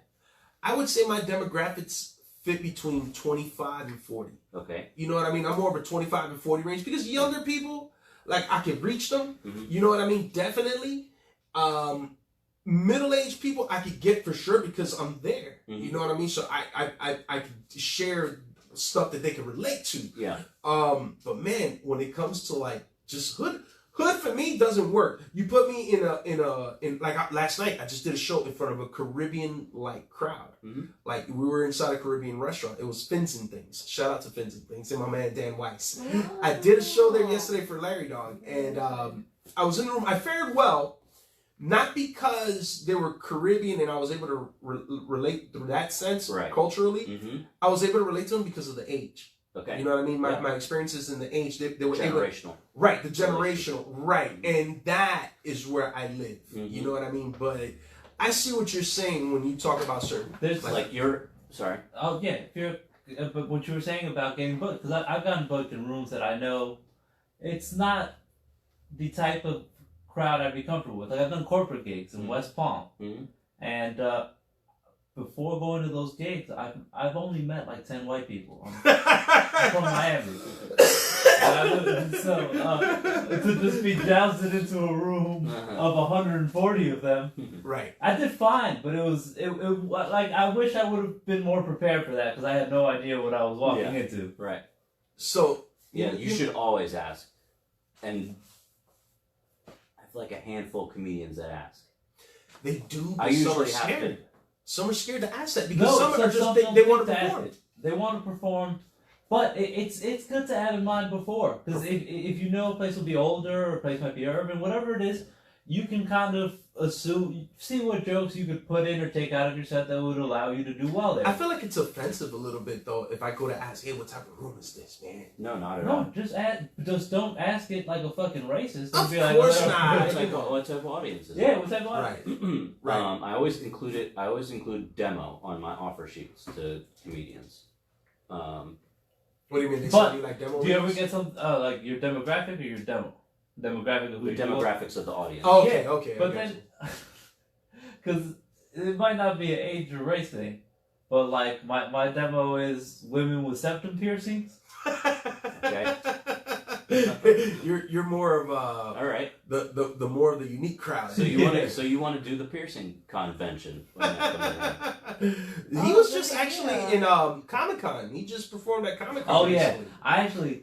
The cons are probably my favorite show to do. I fucking because all you got, they're great crowds, they're great fans, And I'm enough of a dweeb to just reference the stuff I like referencing you in know the jokes. Yeah, it's fucking great. It fits. Yeah. And yeah. Those are your people. Yeah, those are definitely my people. There you go. Yeah. So it's not just women with symptoms. No. You're much bigger than that. Yeah. Cosplays Let's not hold include. you to the.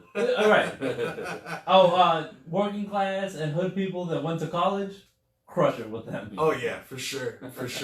But yeah, so you do it like that. You basically just look around and just figure out who's a good fit for your shows. Yeah, for sure. The first thing I always think about is the audience. Right. Who's going to do well in front of this demo? But how do you know to determine that? You know what I mean? Like when you look at the comedian, how do you know like, hey, this guy is going to be great for my all Latino room tomorrow? Right. Like, so I go. So there are a few ways. Like now, I think you're asking how we source talent. maybe, or how do you identify them? How do you recruit them, identify them? Yeah. Source would be Yeah. an identifier. So there's a few ways. One is we used to do these open submission festivals, where you perform.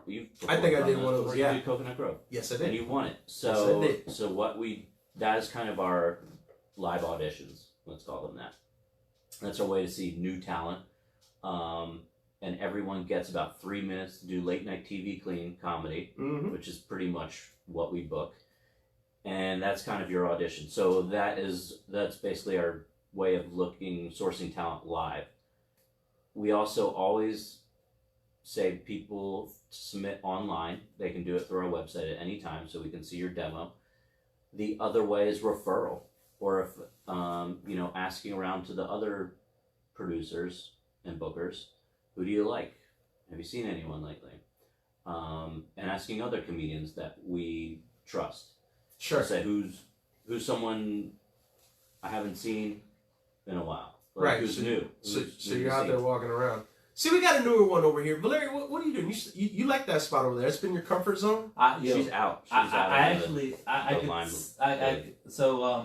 Our sound guy Walter Walter. Yeah, we're Walter. is known for looking at John with a mean face. Yeah.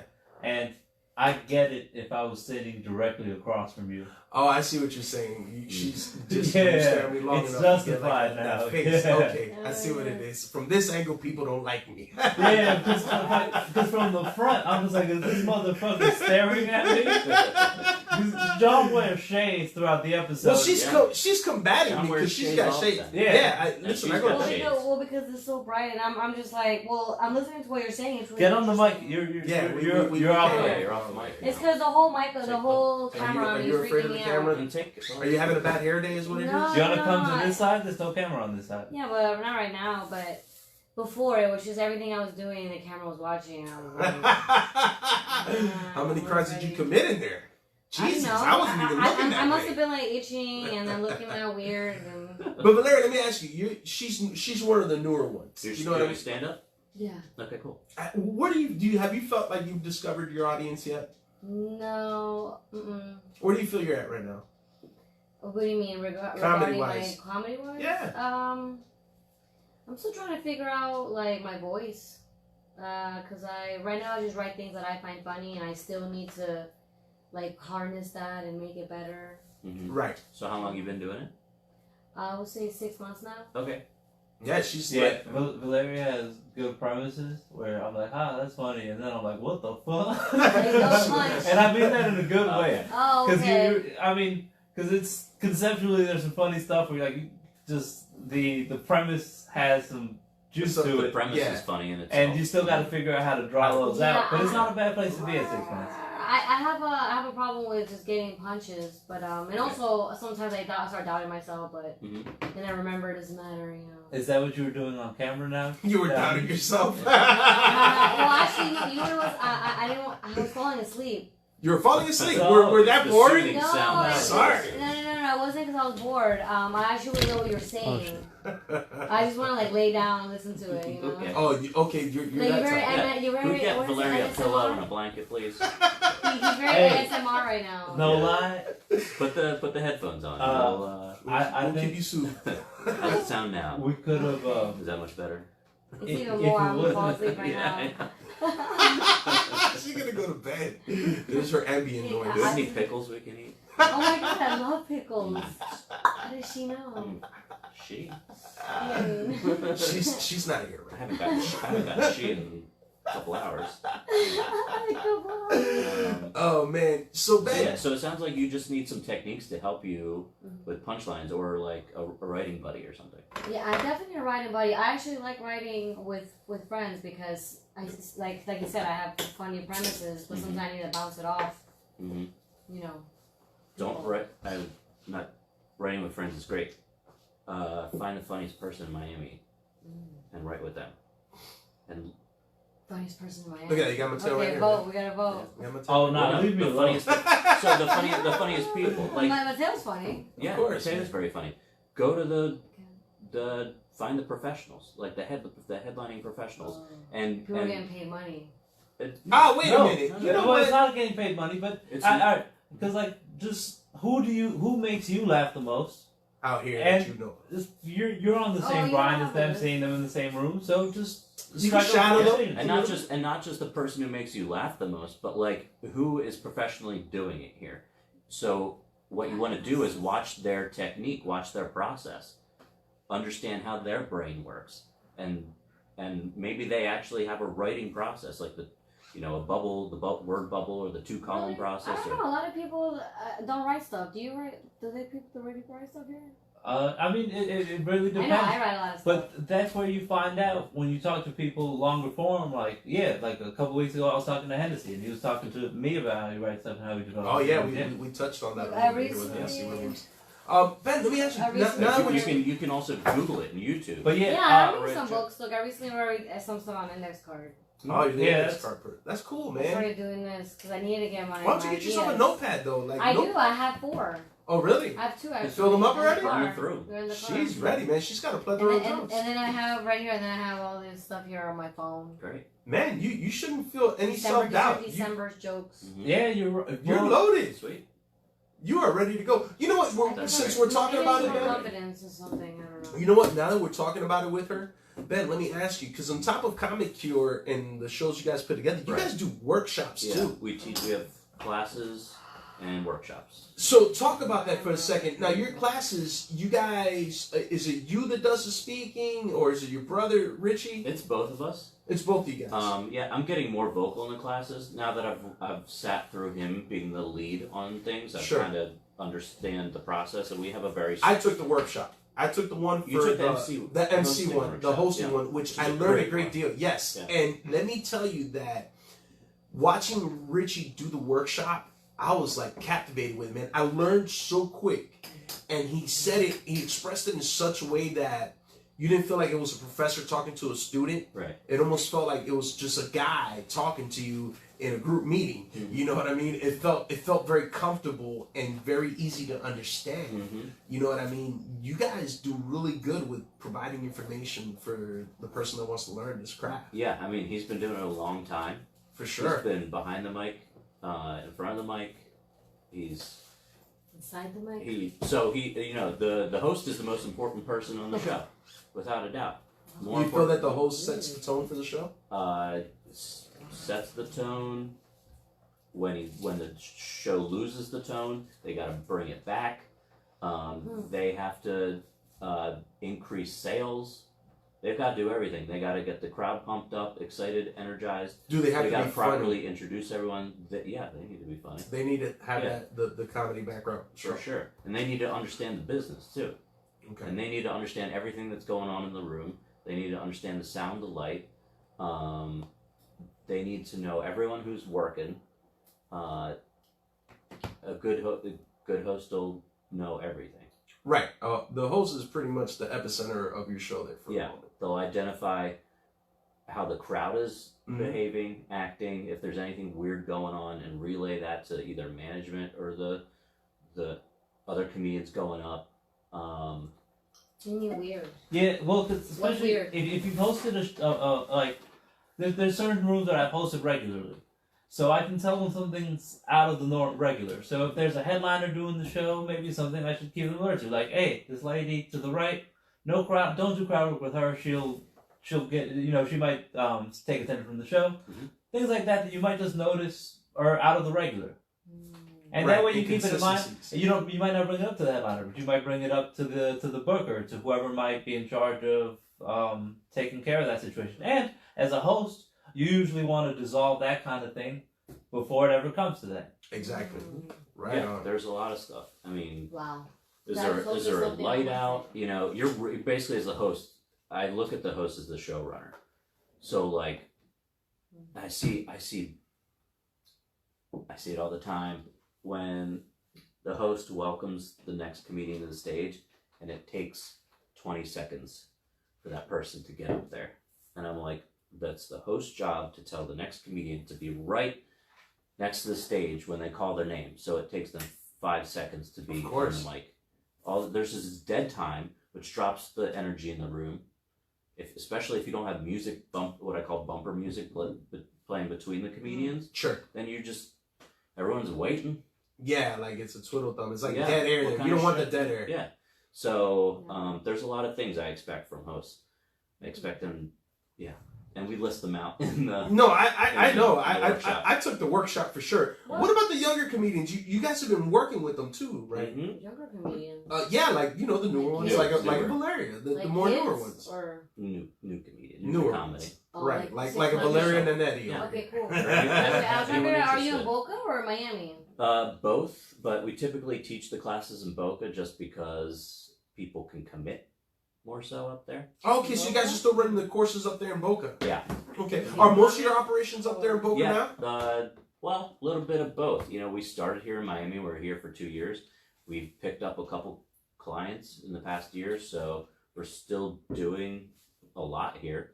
But also, we do a bunch in Boca and Palm Whoa. Beach area. Broward, not so much. We're actually What, Broward? we're about to do a show at Miniachi. We're gonna probably do 2 shows Nice. at Miniachi in 2020, which Nice. is like a 500 seater at Nova Southeast. Holy moly. Yeah. Wow. But you guys aren't working just in South Florida. I've seen Los you guys. Angeles, Philadelphia, and we do 1 show a year in Indianapolis. Really? Yeah. Holy moly, man! You guys are spreading out then.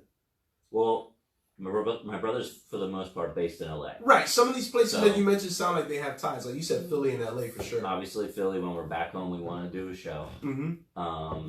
And then Indianapolis is we do the Firefighter Cancer Support Network fundraiser, comedy show fundraiser. Oh, nice. And they do that each year at the International Firefighter Convention, which takes place in Indianapolis. So that company is an LA based. They're LA based. So that's how Wow. you got to have that client. Man, let me ask you, being that you guys have done productions in all these various cities, and with your brother's background now, you've seen it for a little bit, what's your opinion with the comedians out here? South Florida. South Florida, yeah, Yeah, versus awesome. all the other ones? I love the comedians here. Yeah? As What about opposed to Mhm. the other markets. So South Florida, New York, LA, Mhm. without a doubt, the most diverse talent pool in Really? the country. Wow. Yeah. Where else? Well, I mean, I went to Denver recently. Well, no, Denver's not a great market, but I don't know if they're as I don't know if it's diverse. No, I was about to say they're not diverse. Yeah. They're very PC, but in a What's very PC? politically correct. They're very politically Oh, correct, okay. but in a very perverted fashion. Like, What? you know what I mean? They're very open about whatever they want to say with their comedy, but you really have to have an open mind to stomach their comedy. You know, that's all I can say I wanna with hear that. with Denver I and think- their comedy. Denver's got it together. I think they're a great market. Like you see the videos that come out of Comedy Works, and everyone is on point. Oh yeah, I was It's there for incredible, their development It's there. called Comic what? Comedy Works is like the it's one LA, of the best it's clubs the ever. Denver Comedy Club, like the most well known one there, and just they've just got a great development program. Every video I've seen come out of there is on point. Let me ask you, down here, and again, this is us compared to all the other places you've worked with. What do you feel about not the comedians in a sense, but the comedy scene in general out here? So Miami in particular, hardest market in the country for live English comedy. Best market in the country for Hispanic comedy, Really? without a doubt. It's awesome. I get paid to do I've made more money doing comedy in Spanish than in English, and I'm What? Really? exponentially better in English. Mhm. But it's Wow. just because it's available. So You're just kidding. I want to. Yeah. I want to try Listen, Spanish. yo hablo español mucho bueno. Yeah. I want to do Better put Spanish your- comedy, but I don't know what to say. You're Hispanic? Yeah, I can speak Spanish. What's your nationality? Peruvian. Okay, cool. All right. Yeah, but Well- I'm feeling more with them. I'm not really like Hispanic. I'm not like some chonga. Yeah. Oh, like, But you can Yeah. speak Spanish it clearly. doesn't matter if you yo, could. yo But puedo hablar español. you have to be able Ah, to write okay. in Spanish to do Sí, well. pero yo no sé lo que es. ¿Cómo se dice? Lo que es vacioso en español. Sí, no tengo idea. ¿Qué voy a decir en español? Oh, that- Burrito! Sí! but that's like so Well, you know what? It's kind of like, this is the thing Like a I'm variety. learning with Spanish comedy versus English comedy. I've thought about it. I've contemplated whether I should go into the Spanish market. Mhm. And I'm like, man, okay, so what do? And it's so stupid. I'm acting like this is difficult. It's just simple. Just talk about your life Mhm. in And- Spanish. and get on stage because Yeah.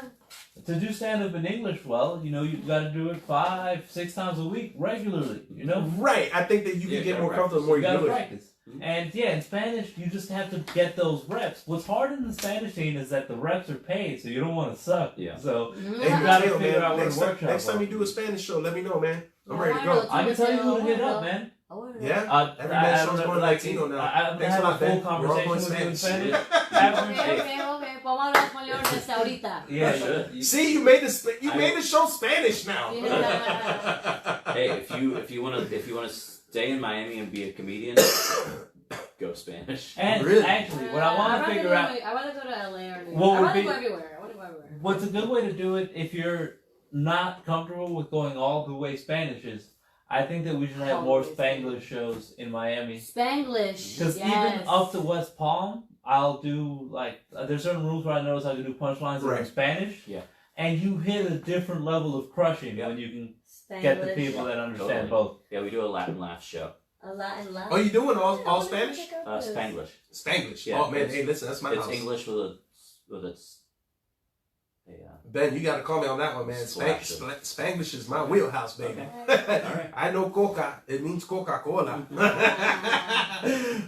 man, so let me ask you. I feel like I almost forgot the question here, but in regards to like you were saying that in English-based comedy here in Miami, it's difficult. Mhm. But do you feel there's anything we can do to improve that, or do you ever see there's any possibility of an improvement? So the way I would improve it is to create something super unique. In what sense? Like, you mean like a theme? Well, like traditional stand-up is still being done. It's starting to change, but traditional stand-up to me is boring. Yeah, especially in Miami, there's a million things going on. You got to create something super unique. Like, look, Freddie's trying to do his variety show. The Pink Flamingos. Yeah. Yes, I love. I I've haven't been hearing attended great yet. raves, man. Yeah. I've been hearing amazing I want to things see about that it. too. But like, we basically piloted. He's got a variety show. We basically tried to pilot a late night TV show. Did you ever come to our Brickle roast? No. When we did it for 2 years. We did a roast of local politics. Oh my god. And the second year we did it, we tried to basically pilot it as a TV show. So we had like a house band. Mm-hmm. We had a host. We had like politicians as kind of the guests, and then we had a showcase of comedians and local media personalities as well as like civic leaders. So it had a bunch of these different elements, and you just need to create something that's super unique and that people want to come out for. I think traditional stand-up comedy shows are hard. You see, the smart podcasters are creating something very interactive. Like, I don't know if you've been to any of their shows, but like they're starting to have this interplay with the audience where people can text in their questions and they'll feel. Oh, really? Oh. Questions. Yeah. I gotta get I'm organizing roast battle in Miami, and it's Heck yeah. fucking going awesome. But Yeah. if I can get it on YouTube, then people could text in their votes, and I could have You do people it on. live. Yeah. Mhm. Well, if people can vote, like if one of the judges could be the YouTube vote, that would be a really cool element to add to the show. Yeah. Yeah. Well, you know, something to add to a stand-up show. I thought about this. I thought it'd be cool that in between the comedy show, you would have. I saw something like in New York. They were doing this. Like the comedian will come up and they'll have like a PowerPoint. Yes. Right, that, and also I think it'd be cool to have like a normal comedy show, and then in between like pause it and then show like a skit, like just start everything off and then have like a video skit that maybe a local comedian made. Yeah, so I think that's cool. Mateo's been to our show that we produced for Freddie Stebbins, this funny history show. Oh, I attended that show. Oh yeah, I was there. So we back earlier in the year we won a grant to take it on a 5-branch library tour. I remember when we had him on the show, he had made a mention about you guys working with him and going on tour with that. How did that go? Yeah, so it was a great tour. Amazing. And one of the things that was included in the tour was a digital component. So we created 3 digital shorts to promote the show, but they also acted as promotional videos for the library. So we then, so I don't know if you, for those of you who've never seen this or don't know Freddie, he's a character comedian. So he does costume changes throughout the performance. So we needed something to fill the time while he's dressing and changing into his next costume. So we used those videos as that moment between the live performance. And it works like a charm. They actually, they get applause breaks. Yes. When they finish, people love the videos. They're very well made. My favorite one was the I saw it. It was the afilador. That wasn't one of the one we produced. He produced that. You guys were ago. Okay. Well, because that one was phenomenal. Yeah, those are funny. I think Patel, you were doing production on that one that night. Yes. But I've seen both, and it really works well. It's amazing. It's amazing. And you guys are still going on with that show with Freddie, or we picked it back up. We just did it at Pinecrest Gardens last week or 2 weeks ago. I'm gonna tell you something. When I heard about Freddie doing this show with you guys, I was like, this doesn't warrant just a South Florida tour. No, this needs to go on a national scale because he does such a good job with that show, depicting some of the points about Miami. He hits it right. You know what I mean? And he does a real good job explaining the history of it too. Yeah. And just to see him do it, I was like, wow, this is appreciated here, but this would definitely be appreciated in other areas of places that don't know Miami in those senses. You know what I mean? I think it's great, man, what you guys are doing. I think I've witnessed a better English show in Miami than that show. It's so unique. Yes. It is educational, it's history and humor. You're learning and laughing, and you've got this incredibly gifted, award-winning character comedian who's just making you laugh nonstop, and it's there's nothing like it. No one else can do that show, for one. I was so impressed. I was like, Freddie Stebbins took all the elements that he's good at and put them together. If that, and hopefully when he does it enough, that should be Freddie's special. It's fantastic. Yeah, it is, man. I definitely agree, and I applaud you guys for being involved with that, man. That's amazing that you guys are still have it going. Yeah, I don't know. So I went on a walking tour with Freddie of Little Havana, and it's hilarious because it's Freddie. That's what I'm about to say. And I was down like, the corner. That's when I was like, Freddie's a historian, and he's also a professor. And I was like, I don't know if I asked him or he told me, I was like, can you do a stage show with this? And he's like, yeah, I have it. But he never really performed it. Right. So we produced it, and we did the first show. We got a grant to do it. We launched at History Miami Museum during Art Days 2 years ago, October 27th. Yeah, it was about the time we had him here. I think I was there. I saw that. Okay. Yeah, you did? History Miami, but it sold out, and it was, I don't know how it didn't get a standing ovation. I think one person got up, but someone got scared and sat back down and said no one else stood. So people were literally crying in the audience from nostalgia, like when he talks about the Pedro Pan and the Cuban migration. People are like, I would literally, there were multiple times throughout it, the hair on my arms. You got the goosebumps. And you're just laughing, and it's like there's something really special going on. Yeah, and I think as time is going to go, that show is just going to get better. Yeah. I'm really excited you guys are bringing that back. That really excites me right now. Pinecrest 2 weeks ago was one of the best ones we've had, Really? without a doubt. It was already great when I saw it, so for you to say that speaks highly of Yeah. that. Let me ask you, man, about comedians. You've seen so many. I'm sure you gotta have an answer for this. Do you enjoy watching the ones that do more material work or crowd work? Who do you prefer in those instances for your shows or in general? So that's a great question. Mhm. Whenever I see someone do crowd work who I've never seen do crowd work before, I get really nervous. And Why I'm is that? Because this is either about to go really bad, Oh. or yeah. If I've never seen them do crowd work before, I get extremely nervous. Like I hire people based on their past performances, which are typically jokes. Like Right. you know it's gonna work. You know these jokes work, and that's what I'm hiring on. But then there are some people who I know do fantastic crowd work, and I hire them on that. We hire one of the best in the country. She's our most requested comedian, Kira Saltanovich. We just had her do 2 shows here last week, and there's no one better. There's no one better than her. That is her thing. She just does 45 minutes of crowd work.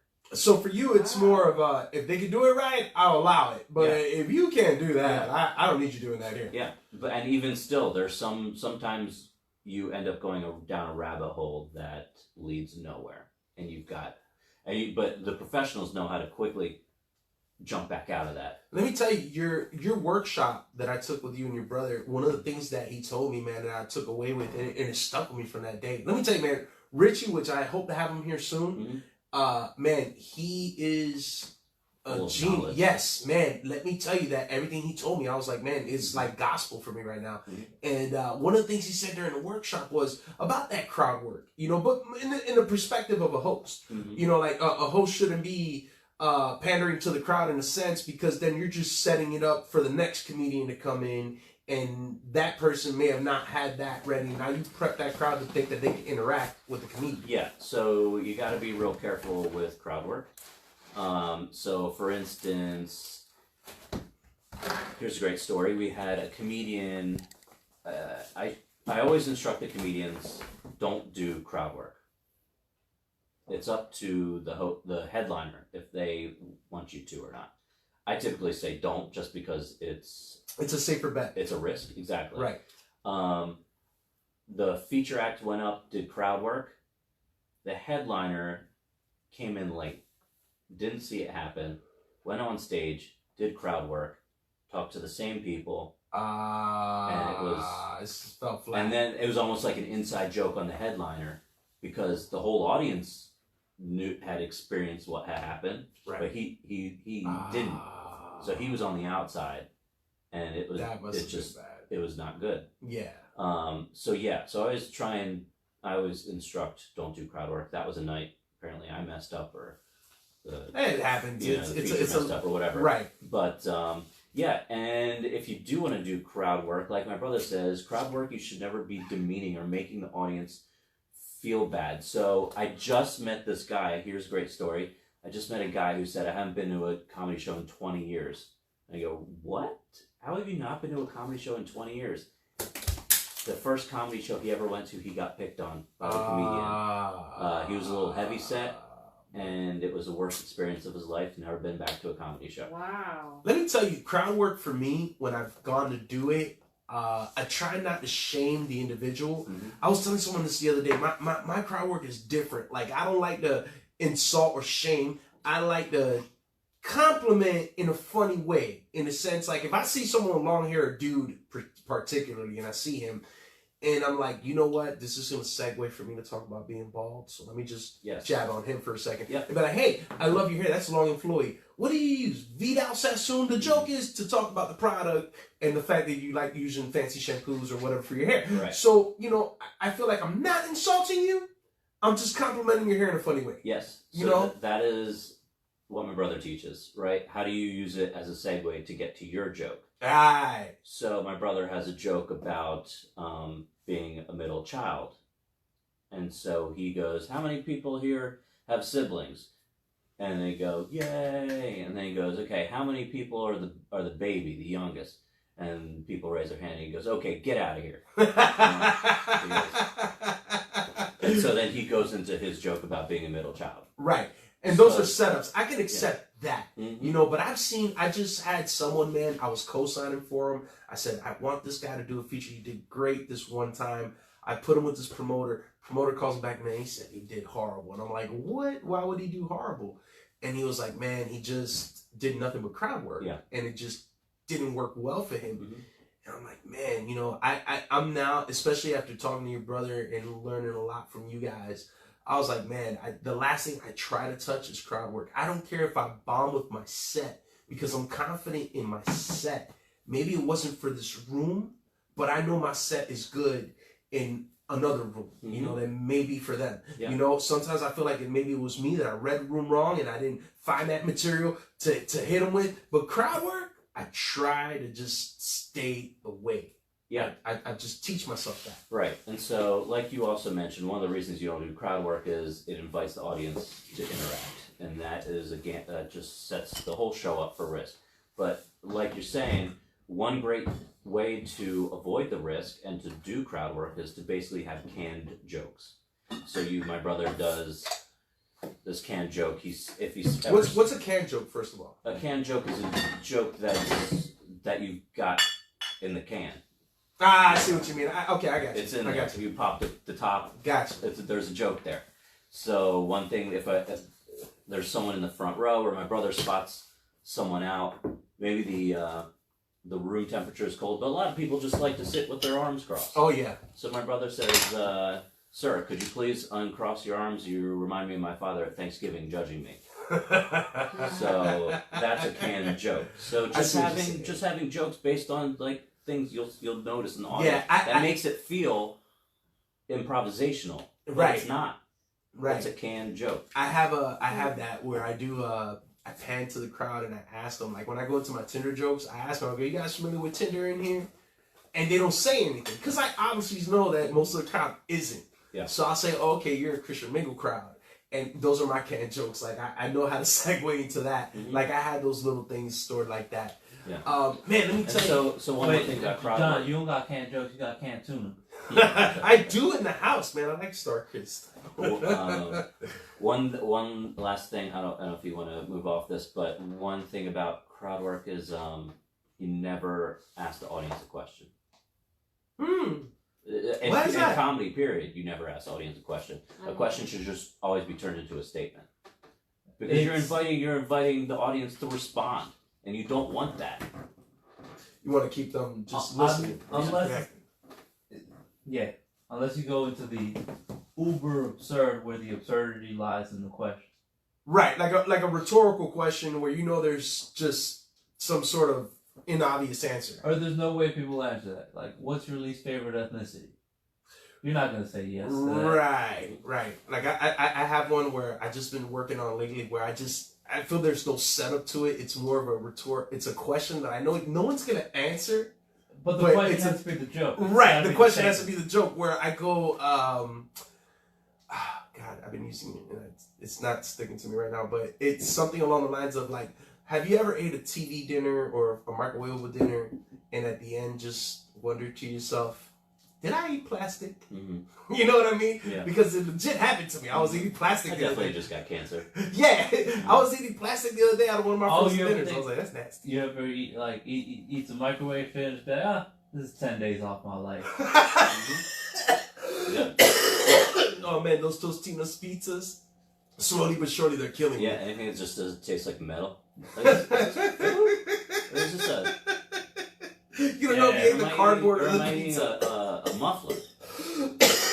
Oh man! Oh my Yeah, god! how That doesn't come taste right. That doesn't taste There's like... no bread that tastes like honey bun. Honey bun is its own taste. Yeah. They make burgers out of those. They do? Oh yeah, they That's do. sad. Like donuts. Or the glazed donut burger. You're right. That's if how you people really are want to clog your arteries.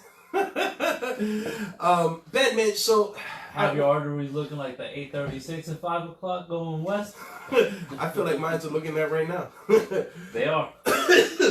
Osmosis Jones in your body just want to quit, bro. I'm coughing. I think I'm dying. Look, Nice. she must have dropped something under the desk. She's stretching. Are you hiding, Valeria? I'm stretching. Getting her stretch. Oh, okay, I thought you were hiding from us. Stretch break. Should we all just Yeah, 7:30 we stretch? can We're getting there. We're closing down actually till the 9th. Ben, let me ask you, man. I feel like I could pick your brain all day Yeah, here. we could do, which I love. We're actually starting a podcast for comedians to talk about these things. Oh, I love that, man. Yeah, this is interesting information. Let me tell you, you are someone that, like I said, it's been a long time coming in the sense for you to be here, but I was so excited because these questions, I've had them here forever. Yeah. And I felt like there was going to be a day that if you didn't do my podcast, I was going to pull you to the side and just go ask through me it. all the Yes, questions. as maybe not about the fact, well, maybe I would have went back to your Philly days, but, you know, everything you guys have, you guys are like almost to me the standard of what comedians and production companies should look like and be like. I'm not taking away from the Miami comedy of the world because Manny Garavito does a phenomenal job right now. He has been instrumental in putting comedy's name out here. Yeah. You know, that we exist. You know what I mean? Like, I definitely give it to that. Yeah, and Yo Miami's another company out here. Evolve, Yeah, but you are there as well. You are, when you think of those company production names that are putting stuff out here that isn't Miami Improv or Improv by the way. Right. You guys are instrumental. A non-venue. Right. And you, again, no knock to everyone else, but you guys are the closest feel I've experienced without having to go into the improv. Right. You guys give that improv atmosphere. Yeah. You know, what my commitment to the artists and the comedians is a great stage and a great audience. Right. That's kind of what when I set out, I was like, I want to make local comedians shine, and that requires a great stage and a great audience. And you guys definitely do it well, man. I feel that you guys do it better than anyone else I can think of at the moment. Which is, you know, I turn down more offers than I accept. We You're kidding. get calls from bars all the time. Really? And I just won't. I'm like, that's not us. It's not going to be a good environment for stand-up comedy. You can put a musician anywhere.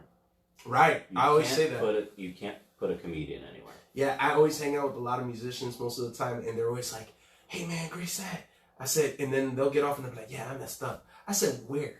At what point of the song was I gonna notice that you messed up?" I said, "If a comedian messes up, it is obvious for miles and miles away. So long as people are listening to you, they know you messed up.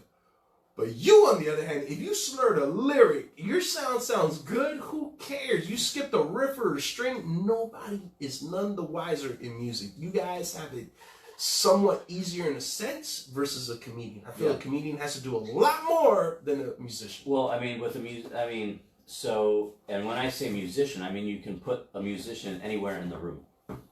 A comedian, all the energy in the room and the eyes and the ears have to be focused on the stage. Yeah. And so most places aren't set up for comedy. They have a bar on the side, a bar near the stage. Oh yeah. The room directionally doesn't face the stage. There isn't a place for the stage. It's just so many elements in those little typical places. I know exactly what you're talking about. I think I've only seen maybe one or two rooms that may be comedy friendly because you can get an intimate setting and you can get the crowd to focus out there without any real distractions of like, hey, there's a bar and people want to go and try to hook up over there 5 feet away from you. Now you can't hear it. Exactly. Because let me tell you, that's another thing. I've had shows where I've gone and I brought a crowd and they'll come out complaining about the bar. Yeah. They're like, I can't hear you and enjoy you what I came for because I got a bar that I hear better than you. Yep. With speakers, mind you. Oh yeah. You know what I mean? Some places have the most expensive equipment and still they don't get it. So as a producer, we have to go in there. We've got to train the staff. You have to train management. You've got to train the bartenders. You got to train the servers. You have to train just everybody. If someone's working the door, comedy is a unique thing. You've got to then also train the audiences. Yeah. Which we're all familiar with. Yeah. Oh, for sure. Let me ask you, and I know this is an easy answer. What's next for Comic Cure? What do you guys got lined up? So the podcast is the thing on it. Right, In I the know you future. said that. One thing that we just launched, we're real proud of, is the Flamingo Comedy Festival, which took place over 8 days in Boca Raton. Nice. So 8 days, 9 events, 10 nonprofit partners. in How many Boca. comedians you tallied up in those days? It was over 30. Holy Most crap. of which, the bulk came through Florida's Funniest Female. We had 16 or 17. We had 16 on Florida's Funniest Female, and we had open mic. You had an open mic on It those? was at the Mad Robot. Oh, okay. I've been, Funky I Buddha. was there when it was Funky Buddha. I haven't been yet with the Mad Robot. So there was probably 20 comedians that got up that night Oh my God. for open mic.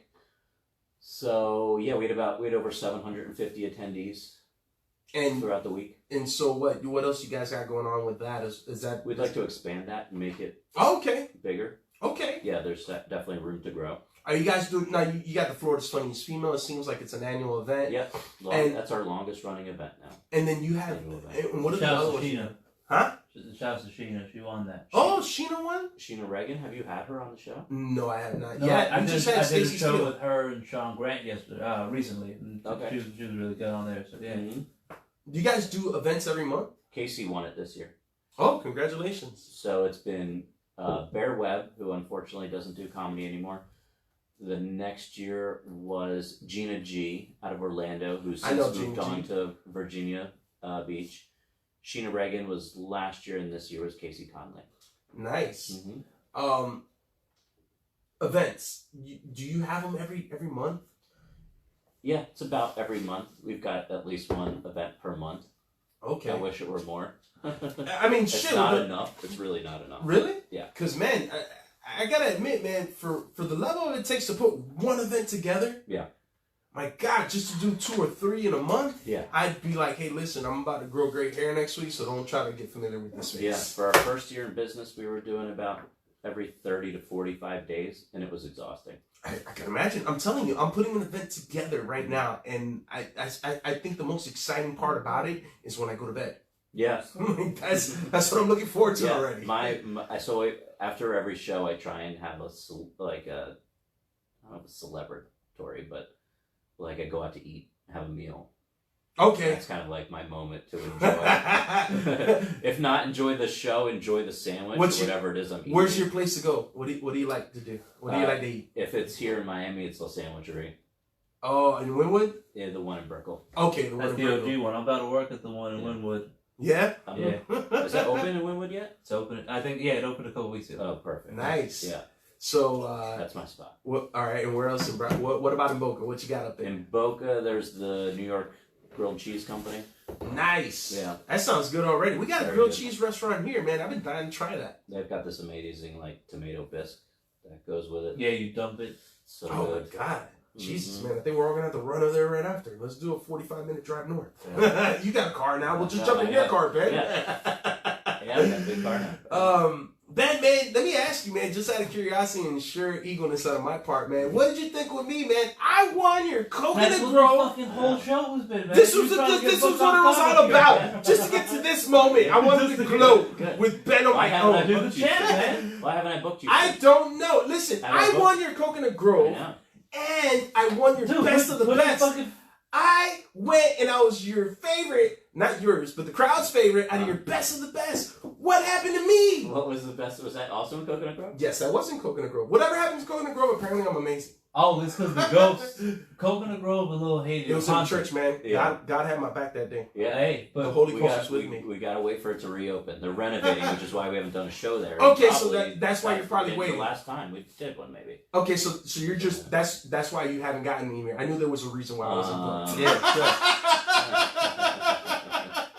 I know, man. Listen, No, I got it. So this is the thing. I got it. Like we talked about, I got to get you the right fit. And sometimes just so what I'm booking. Did What- you expect for me to win any of those events? Did you look at me and go, "This guy with shades on, man"?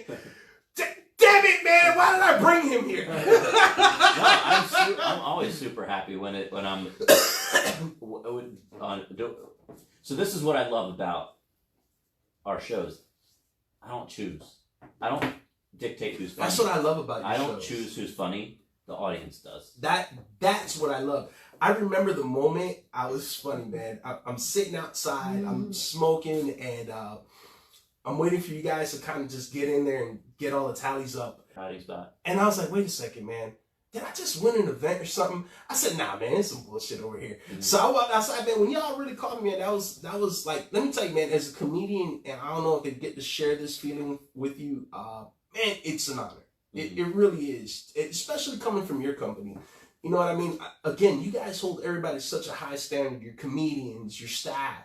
Like, for me to have come in there and put that effort and have been recognized from your people, it was, to me, it was like, wow, man, if I had not done anything that year, that would have been like the end all be all. Yeah. You know what I mean? It felt something to me, man. You like contests? Because I do too, and some comics speak of them other way because they get kind of cynical about them. I hate it for this because it takes away from the entertainment. I mean, if we're aware of the contest, now you're focused on, oh, I gotta win. Oh yeah. I gotta do Next this. show. Yeah, it takes away from the comfort. From the performance. Right, but going back Or to the preparation. Kobe Bryant, which we started the episode with, The callback. I think that some of the comedians that want to be the best at comedy need to get the Mamba mentality in order to do so. And in order to have the Mamba mentality, that element of competition is very helpful. That's why some people really do need to move and be in markets that have. I could tell you right now what I felt was my reason for victory. It wasn't that I took away the mere fact. Because people thought you were a pit bull, dude. Oh, right. That was the one part. I didn't want to go into it. I didn't want to lean on it. But I feel like honestly, you way too fat now for people to think you're pit bull. Yeah, no, I need to go back and lose some 20 more pounds to get those pit bulls. They're gonna think you're bulldog. I'm more of a fat Joe than I am a pit bull nowadays.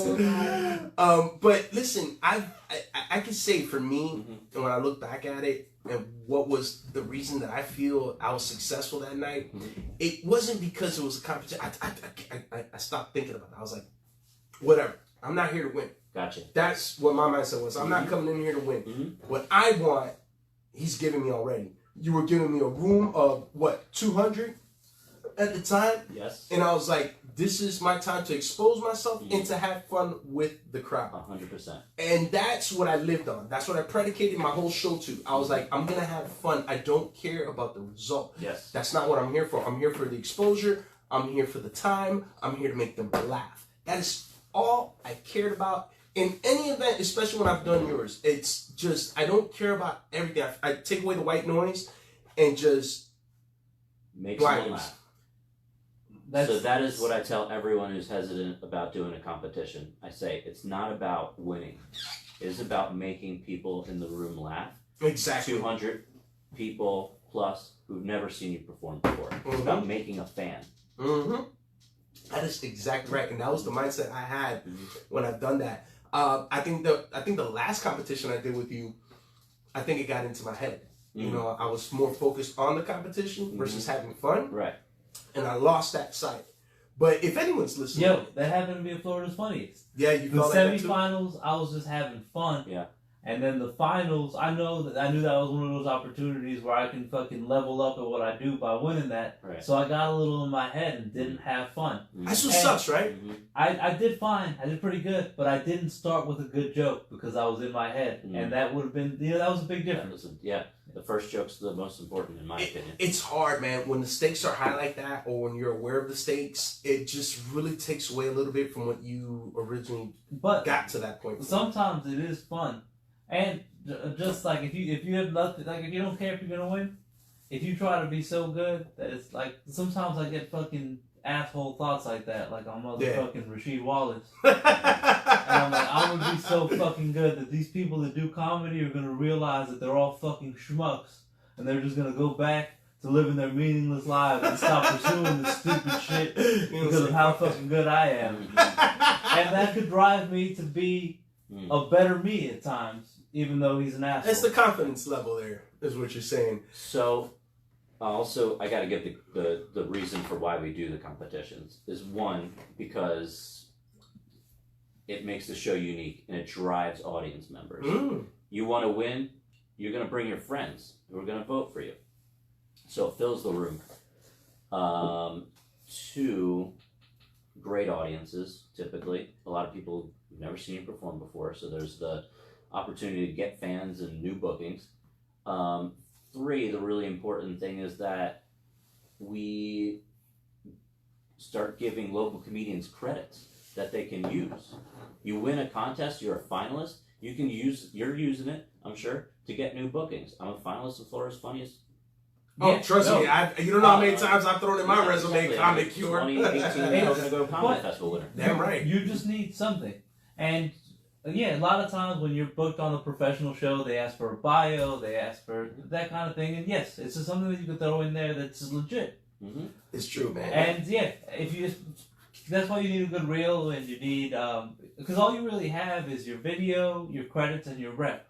Yeah, you're right. You're absolutely right. And so this is also, in the early days, we were just doing like one winner. So we started adding a judge's vote and an audience. Yeah, I think I was so that we definitely could give an additional credit to someone. Right. I think that night that I experienced that, the judge in the crowd. And just to know that I had favored on both sides. I was humbled by the experience, and I think that really gave me the bolt of confidence to never let go of what I'm doing and to keep pursuing this. Yeah, right? You know what Some I mean? people need that encouragement. Yeah, that was for sure. That was for sure. Ben, where can people follow you? Where can people go to these events? Like, give us info here. Yeah, the best way to find out about events is to sign up for our email list, which you can do at comiccure.com. That's COMICCURE.com. We're on Facebook, Instagram, and we're on Twitter, but we don't use that. So get us on Facebook and Instagram. Everything Comic Cure. And what about comedians? If they want to reach out to you to try to get into your events, like what can they do? Go to our website. There's a page for comedians. It's comiccure.com/comic-sign-up. So you can fill out our application. And one of the important things on the application is tell us about yourself, your history, your family, because we do a tons and causes that you're interested in, because we do a lot of these theme shows. So like, I know you're Latin, now you'll get an invitation for our Latin Laugh show. That sounds I know phenomenal. you did an immigrant show. We did one in LA, Funny and Foreign. If I was over there, I would have. Do you only work an adoption one? Was it? You were adopted? Adoption? Yeah. That'd be cool. You were adopted? Yeah. Oh, Really? You're adopted? Yeah. We could do something for like Casa Valentina or something. Look at that. I'm learning about my co-host. You haven't read her bio, bro? I mean, we did an episode with Valeria. It's Our Pal Val, and she didn't decide to hit that story with us. She was just giving us cooler story. No, it's cool. Like we were saying, I want to go do your thing when I have in Boca for sure. Mm-hmm. You got to take those workshops, Valeria. Yeah, I think I that definitely they want would to be because- beneficial to you. I think I want to do workshops for people that want to try to do comedy stoned. You know what? Really The quick, keys to before I don't want to walk away without not asking you this. And I know it's out of John, order. I have to say one thing for the fans. Free my bro, Mr. Goodnight. He not in jail. It just feels like jail here with him not Yeah, here. Mr. Goodnight, where are you? Yeah, we're gonna have to put posters. We're gonna start putting him in the background. Yeah, we gotta put him in the back. He's probably on Mr. Goodnight duties. He's probably doing a Mr. Goodnight adventure. God only knows with him. We got Valeria though. So we're good. That's his filler. But let me ask you real quick, because you asked it earlier and you said it about your brother, and I don't want to spend too much, even though we're wrapping up here. But you said that your brother smokes and drinks before shows. He used to. I'm sorry, correct. He used to. What's the difference? Do you feel that the comedian's worse inebriated or better? Worse always. I would say worse. Tend to, but yes, but it's worse. Yeah. And Are you I mean, comfortable with that? anytime- Like working with other comedians, like if you knew they were intoxicated before they got on the show, do you stop them or do you let them? Luckily, really never had it happen before. Right. And I mean, if it has, it's probably proven itself, and I've never Brought back probably the not person gonna or brought them something. back Yeah, if they don't of course. perform well. Of course. And comedians, because I think a lot of comedians listening to this, keep that in mind, especially when you start hosting. You drink for free, and you don't want to take advantage of that because it's free. Because that's what my frugal mind. I There's did a lot of time where it's like, one okay, time. it's free. One time I did a show. Oh no, bullshit. I've done shows a few times drunk as a fucking skunk, and half of them they were horrible because I was slurring words versus saying them, and they weren't coming into order and quick enough.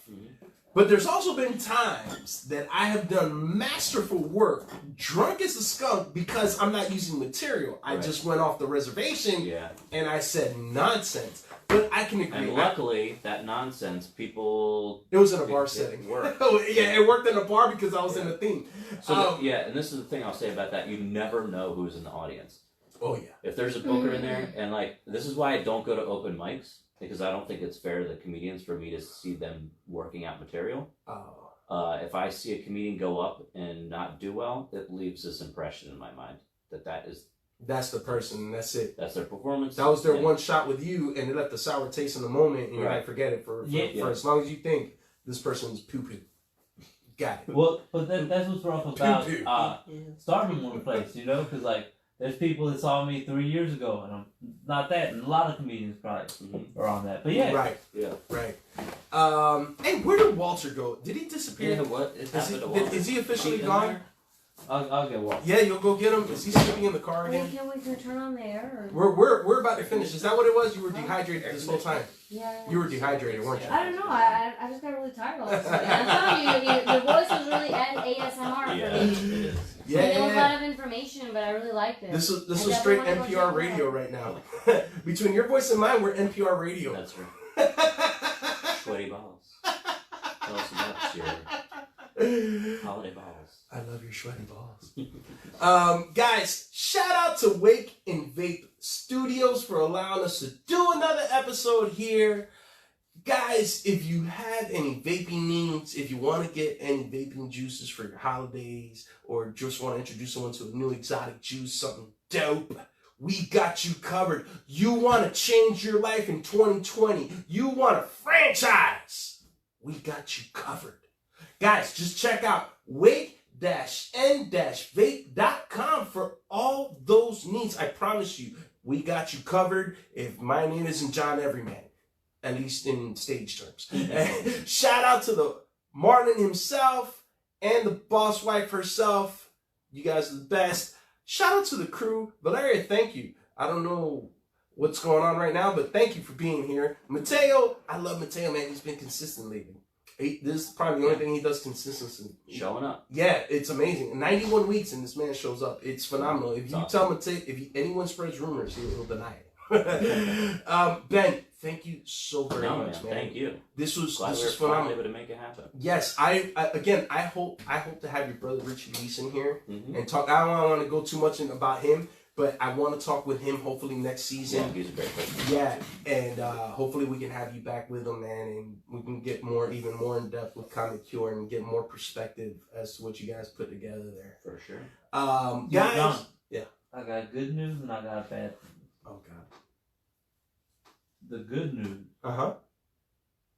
Well, actually, the bad news. Right. Give me bad news first. Get it out the way. Is I don't know what's up with Walter. Like physically, We lost him. He's gone. Man. he's gone. Like long gone. Like someone abducted him. Gone.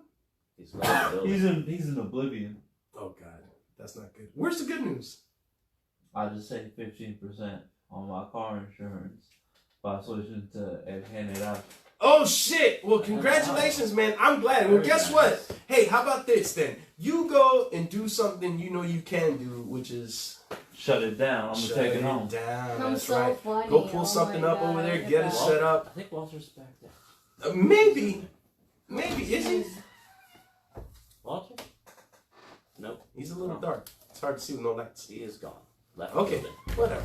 Guys, thank you for watching this episode. Guys, if you want to see more episodes like this, check out the other ones on the website, everymanpodcastshow.com. We're on YouTube. Guys,